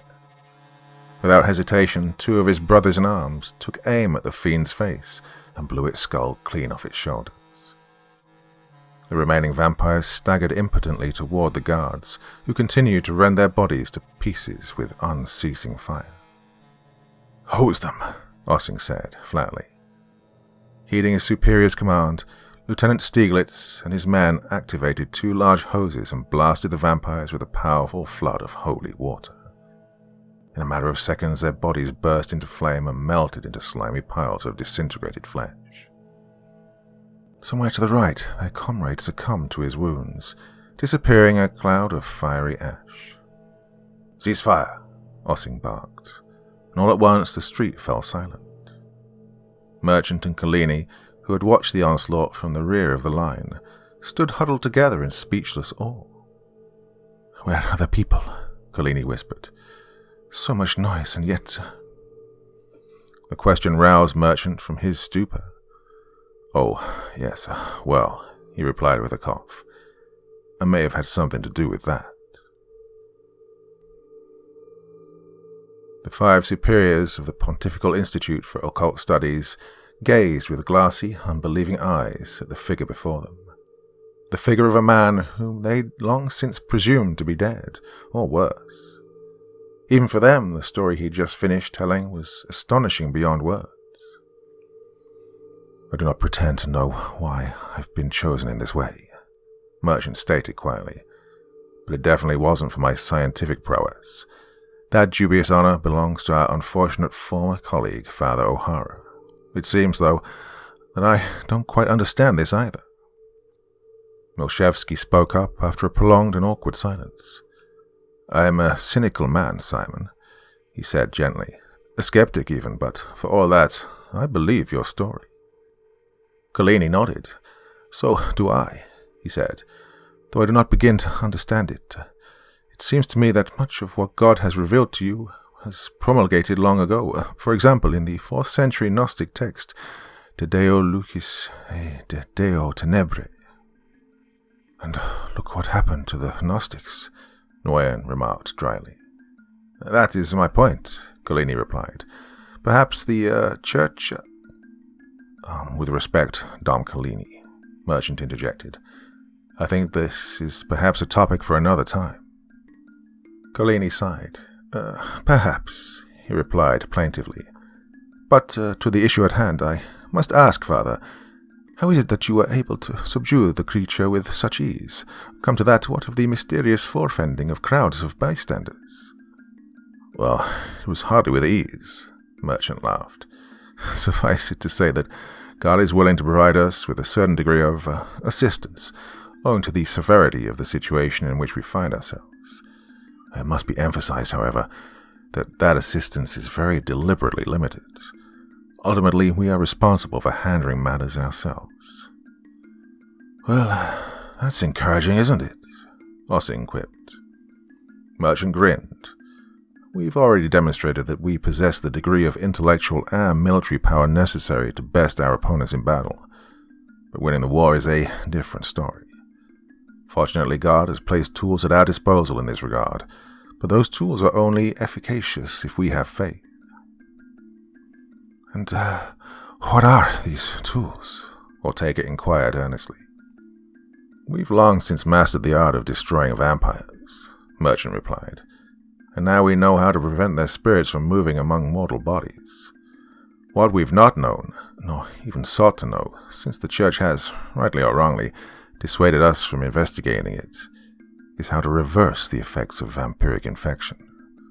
Although everything we have ascertained with regard to the physical aspects of vampirism is true, we were mistaken in trying to achieve such a reversal through scientific means. As it turns out, Father Collini was right. The solution is exorcism, albeit of a special sort. Special how? Ossing quizzed puzzlingly. And in any case, how could we possibly perform exorcisms on legions of vampires who are attacking us in the field?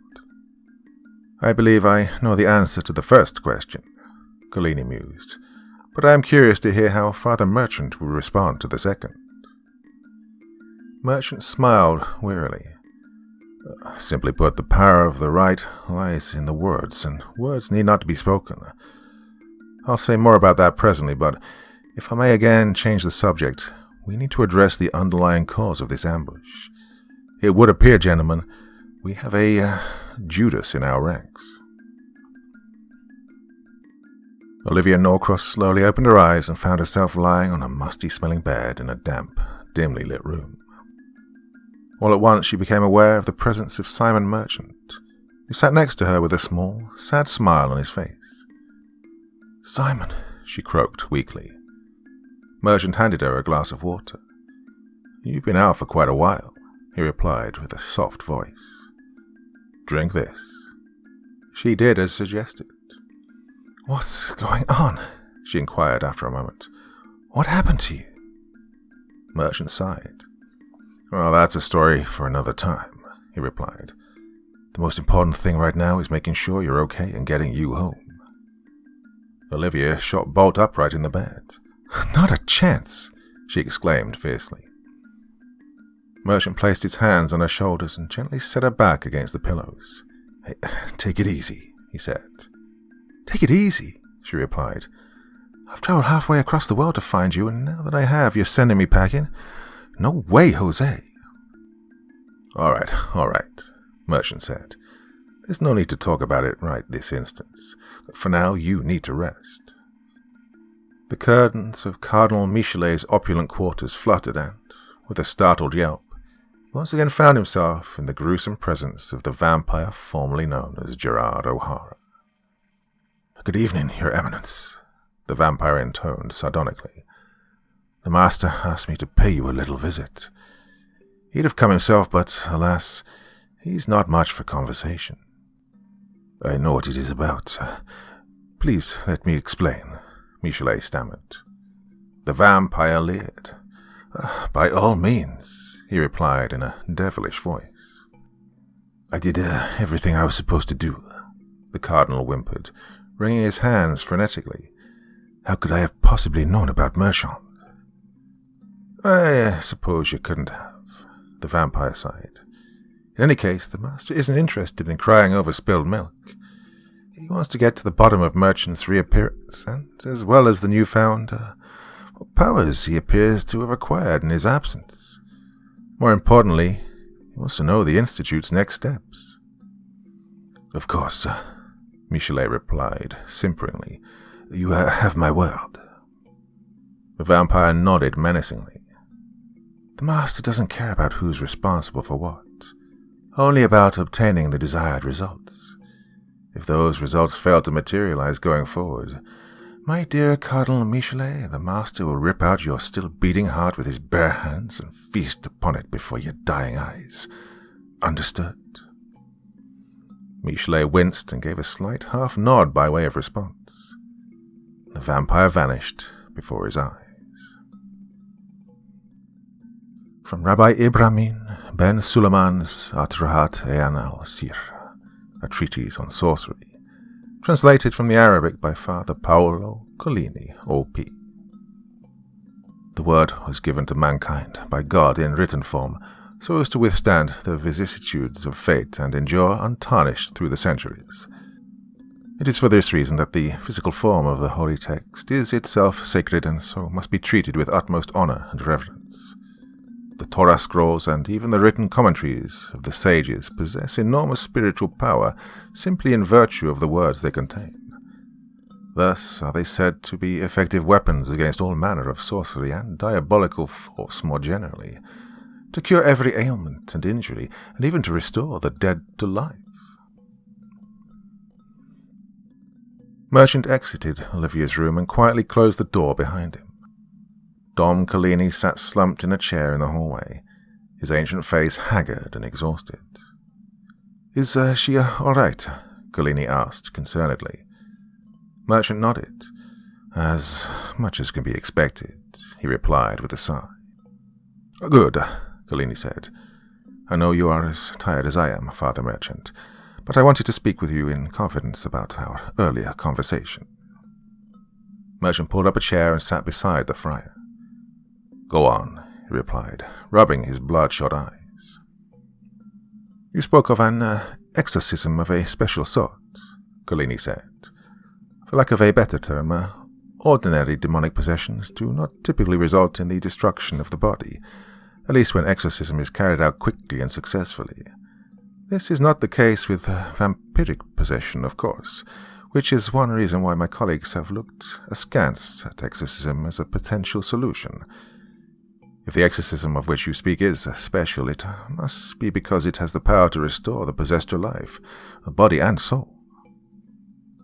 "You're correct, Dom Collini," Merchant responded flatly. "But how is this possible?" Collini asked.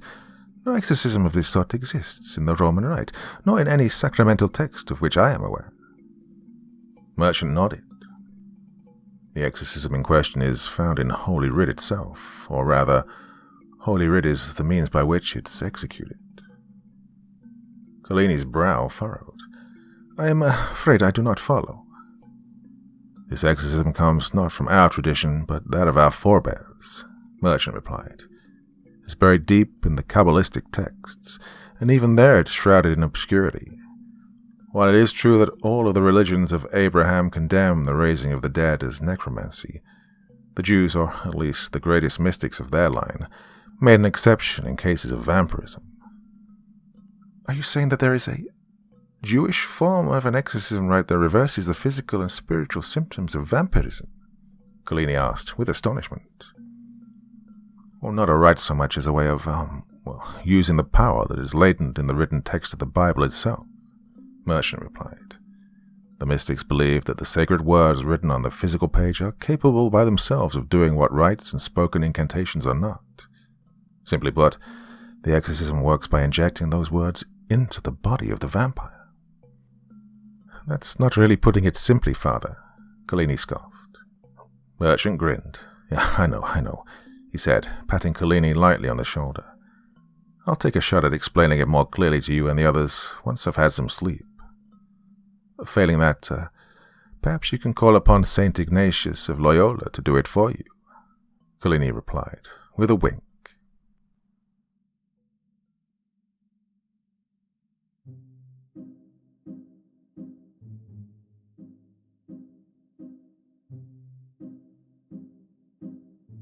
Well, I don't know about you, but as far as I'm concerned, this story is just getting better and better with each chapter.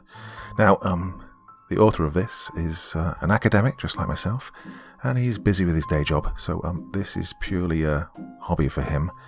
and it takes him a bit of time to get each chapter done, so please bear with him and with me in getting this story to you. I know that with every chapter that passes, it's more and more worth your while. Well, that's it for this evening. Back again very, very soon.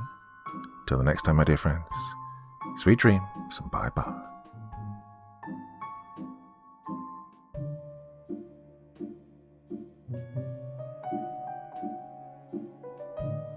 Thank you so much for taking the time to listen to this story today. Really means a lot to me and to the author of the story, of course.